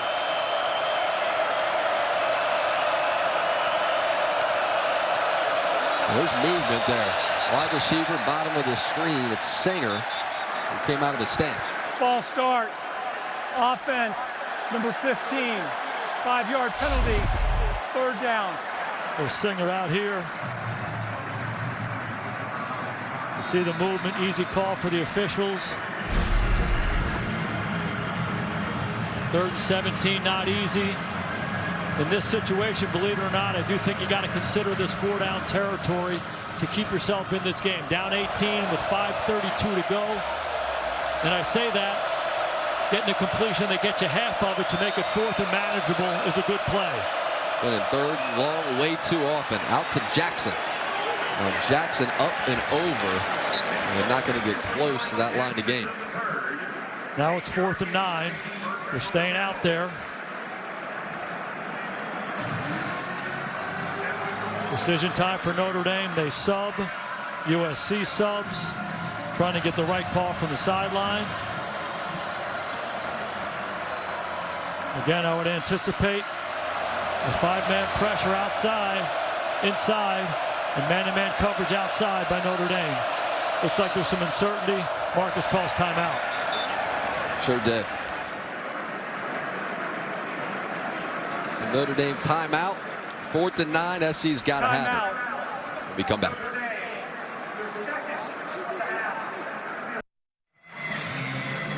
The story of this night has been the pressure on Caleb Williams. 43 dropbacks, 5 sacks, 2 hits, 14 hurries. It's the most he's been sacked this year, and he has struggled throwing interceptions in the face of that pressure.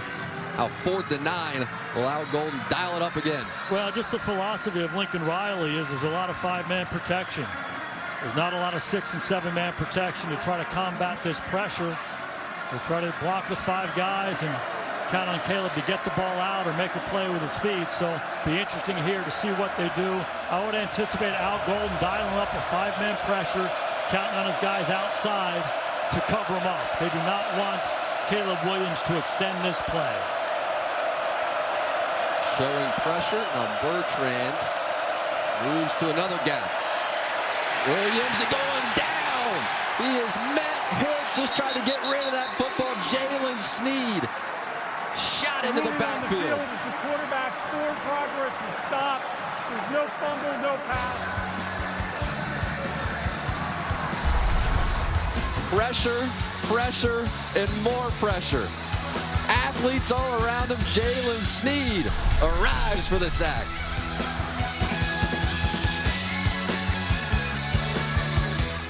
Heat for Notre Dame. It's pressure here. It's backer here. It's move here. It's other backer right here. It's a 5-man rush on 4th and long.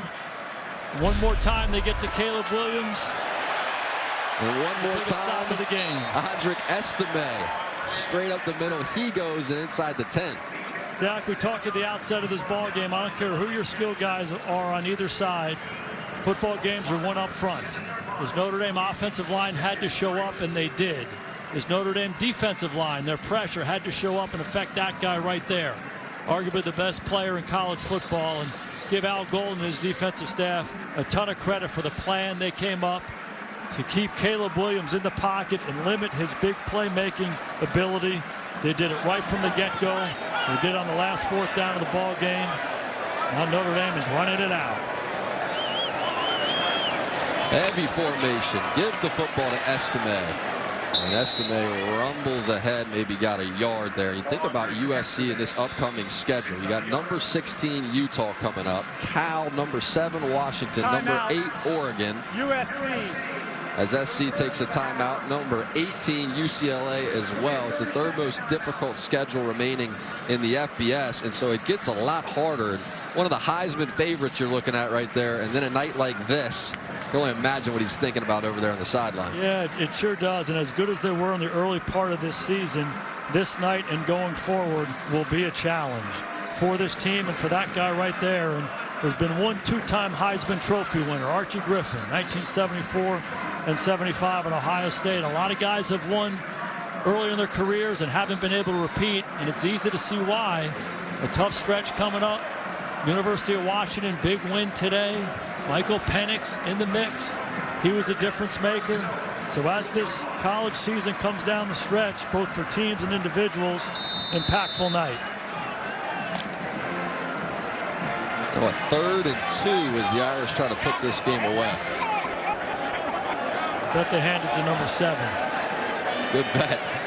Estime in the backfield in shotgun. Give him the ball. Now Estime headed toward that line to gain, but he runs into the arms of Tackett Curtis and he's stopped up just short. Timeout. USC, their 2nd of the half.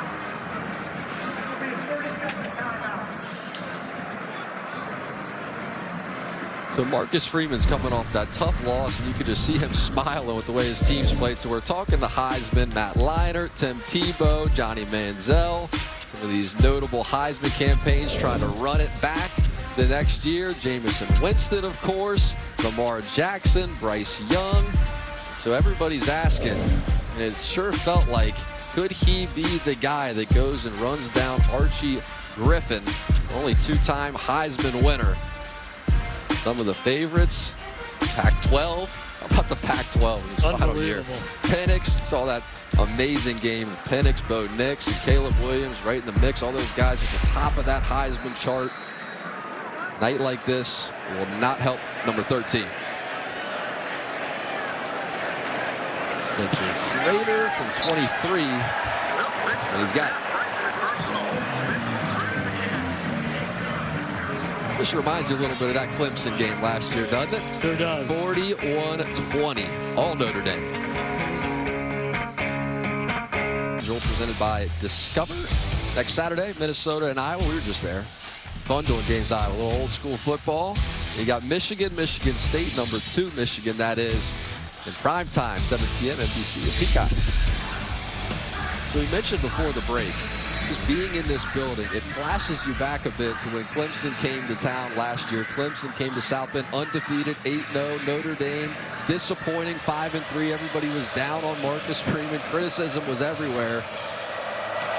And one of their best nights, really their best night of the season. And this just throws you back, reminds you of it. This is Branch. And Branch brings it out across the 15.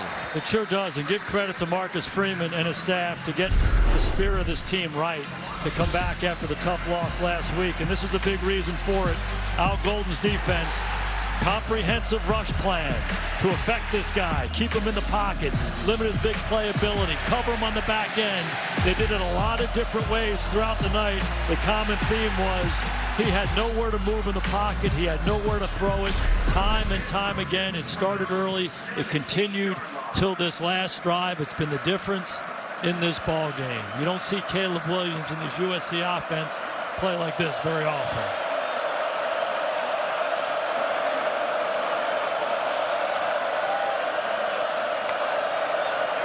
Williams drops, flips it to the outside. Williams lost the football, ball is loose, and it's scooped up. Watts into the end zone. Have a night, Xavier Watts. My goodness.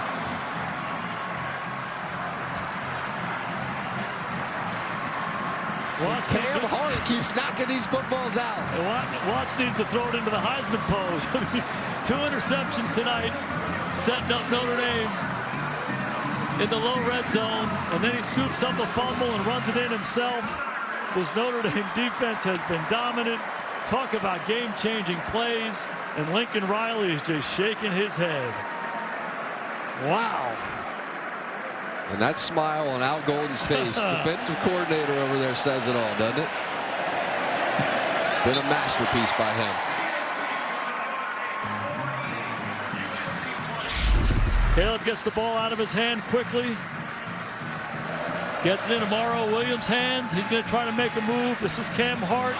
It's textbook. Uses the right hand to punch it out. And Xavier Watts, this guy's been everywhere. Talk about a ball hawk. The guy used to play for the Chicago Bears named Peanut Tillman. He was the master at that right there. Cam Hart's been watching some Peanut tape. Going to put that one on the clinic reel for a long time. What a performance by this Notre Dame defense. That guy is the best player in the country right there. He's looked pedestrian all night long. Number 10 for USC. Marcus Freeman and his staff. Amazing job getting this team back after the tough loss last week. He said he was looking for elite competitors. Don't tell me what we're playing. We're playing pickleball on a Wednesday afternoon, or we're playing USC on Saturday night at our place. We're looking for guys who want to compete. They've done that tonight. It's always strange when you see Superman look human. Watts, a career night. 2 interceptions, the fumble return for the touchdown, and he was setting up the offense for the entirety of this evening for touchdowns. Great field position throughout, thanks to that defense.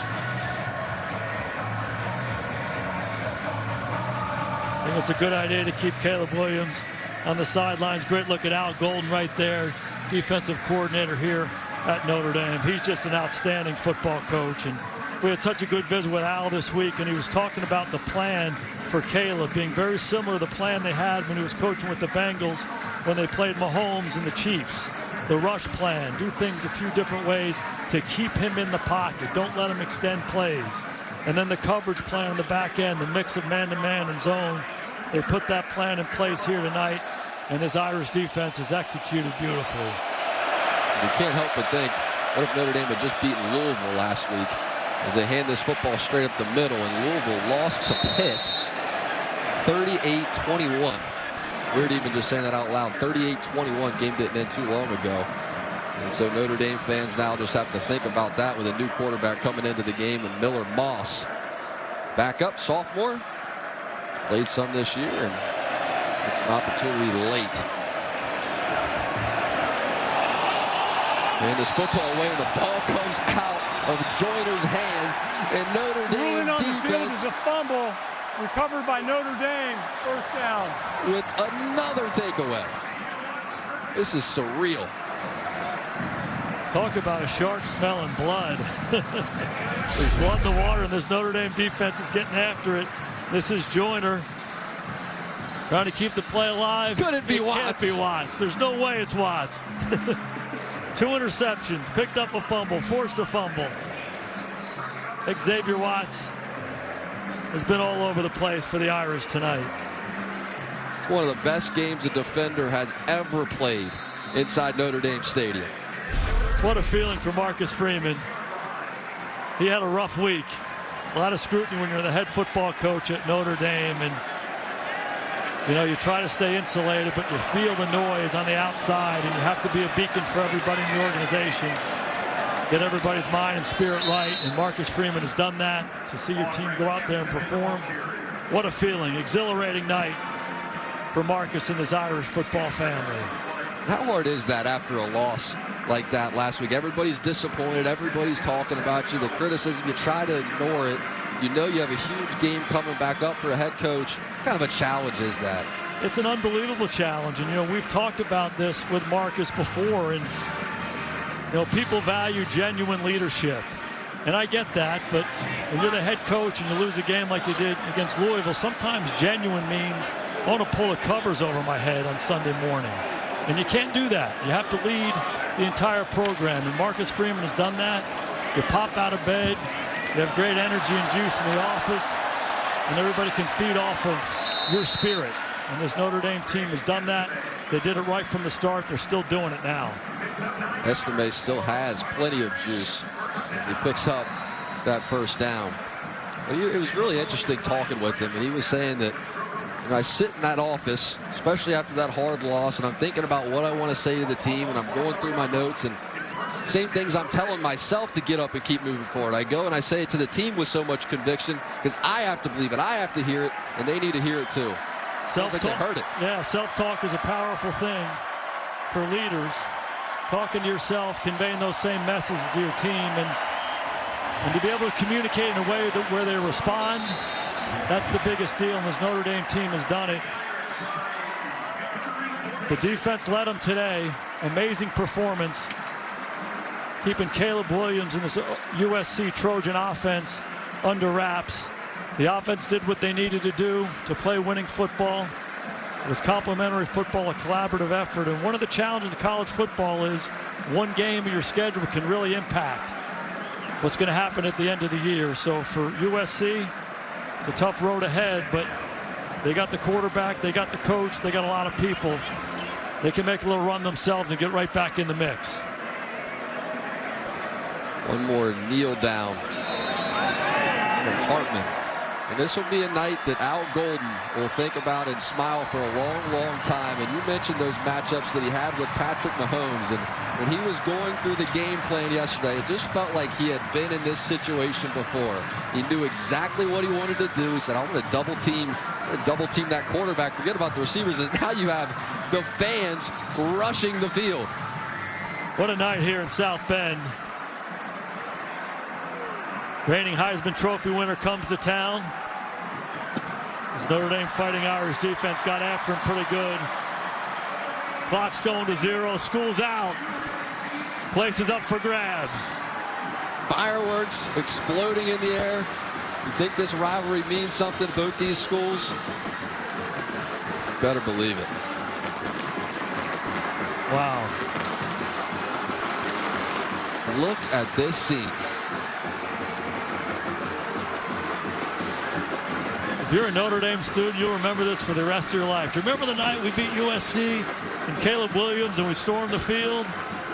Great stuff. Let's go down to Zora with the head coach and Marcus Freeman. Coach, a familiar scene for you about a year ago. We were right here, but this time it comes off the heels of 4 ranked opponents in a row, 4 primetime games in a row, a tough stretch. What did it take to gut this one out? It took a lot of execution. It took taking a deep dive into what we're doing, why we're doing it, and how we're doing it, And as I told this group, elite competitors don't care what happened the week before.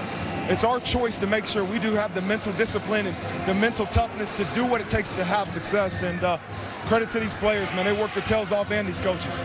Your defense forced 5 turnovers. Coming into this one, I talked to your linebacker and senior captain, J.D. Bertrand. He said the unit was hungry. How did they show it against the reigning Heisman Trophy winner? Well, I think the entire team was hungry now. We had a sour taste in our mouth, but the reality is that I told those guys, every play, just compete against that guy. He's going to make plays, man. He is a great football player, but be relentless in terms of your effort and your attitude on how you attack that guy. And to come up big with 5 turnovers is really impressive. I know you say one play, one life around here, but how long are you going to let your guys celebrate this one? well, you know, we're going into a bye week, you know, so we're going to take a little bit of time and enjoy this. Usually I say 24 hours. It might be 48 hours on this one, and let's enjoy it. I'm proud of the way these guys have battled. It's never easy to lose, especially here, but I'm glad these guys fought back, and I'm so proud to be a part of this amazing university. Our fans were crazy tonight, and we're going to celebrate. Thanks, Coach. Thanks, Will. Let's bring in Xavier Watts now. My God, you had a coming out party today. 2 interceptions, a forced fumble, a scoop and score. What were you seeing out there? Just thank you to all my teammates. None of that would have happened without them. All the pressure they brought, good coverage down the field. So everybody was just doing their job is what helped me be able to make plays. You talked about your teammates. So many of them have mentioned how you all have stayed together this last month. How did that camaraderie set you all up for success today? 100%. At the end of the day, we all just need to believe in each other. We all live each other. We work out every day with each other. We practice we're with each other 24/7. So just staying together just makes us a lot stronger, and it showed up today. All right, go join your team. Thank you.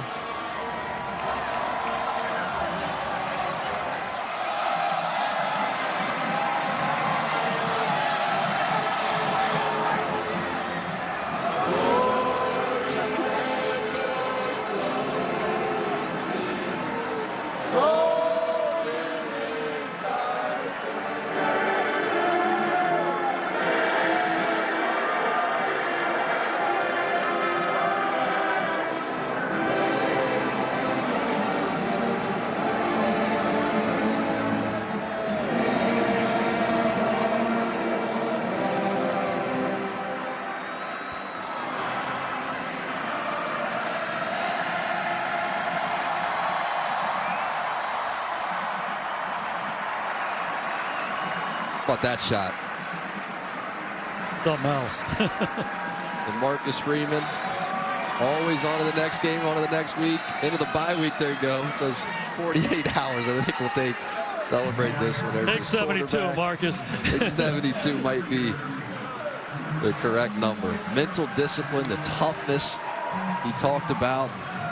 Man, what a belief. How about that with Joe Cool? Doesn't get better than that right there. Joe's excited. There was every celebrity, everybody tied to this rivalry. You just saw them walk onto the field one after another. Heisman Trophy winners, you name it. Everybody was here to watch this game, and everybody can't wait to come back and watch these two schools who's been a part of this in the past. And Notre Dame and all of those people described, Joe Cool included, leave with a big smile. What was most impressive about this one? Well, iconic sign, play like a champion today, and that's what they did. Marcus Freeman was looking for elite competitors. That's what they were. Going into this game, I felt like Notre Dame had a shot to win if they played a certain way. I did not see this coming at all. The defense was dominant. They made this amazing offense and this amazing player look pedestrian all night long. The rush plan was off the charts. The guys covering on the back end, making these game-changing plays by taking the ball away, and then Notre Dame offensively did what they needed to do. So what was most impressive to me was the spirit they played with, the toughness they played with against a really talented player and a really good offensive team, and certainly a night to remember for everybody here in South Bend. Don't forget about this 4-game stretch and the tough stretch it was for this team. You know, talking to Sam Hartman, he said it's been an 8-game bender, really. When you think back, it's just been a battle, a weekly battle. And for it to end like this. Who's that, Estime in the mix? He is. He's right in the middle of it. He's not leaving anytime soon. And rightfully so. Go ahead, Audric. 22 touches, 95 yards. Couple of touchdowns. Coming up next, except on the West Coast, it's your local news, and later tonight, Saturday Night Live is all noon live from coast to coast. And next Saturday, Big Ten, NBC, starting 3 Eastern, then 7 Eastern, NBC and Peacock. Number 2, Michigan heads to East Lansing to take on Michigan State. For Zora Stevenson, I'm at Reed, Jason Garrett, our entire crew. I'm Jack Collinsworth saying so long from South Bend. You've been watching Notre Dame football, presented by Discover. All Irish tonight.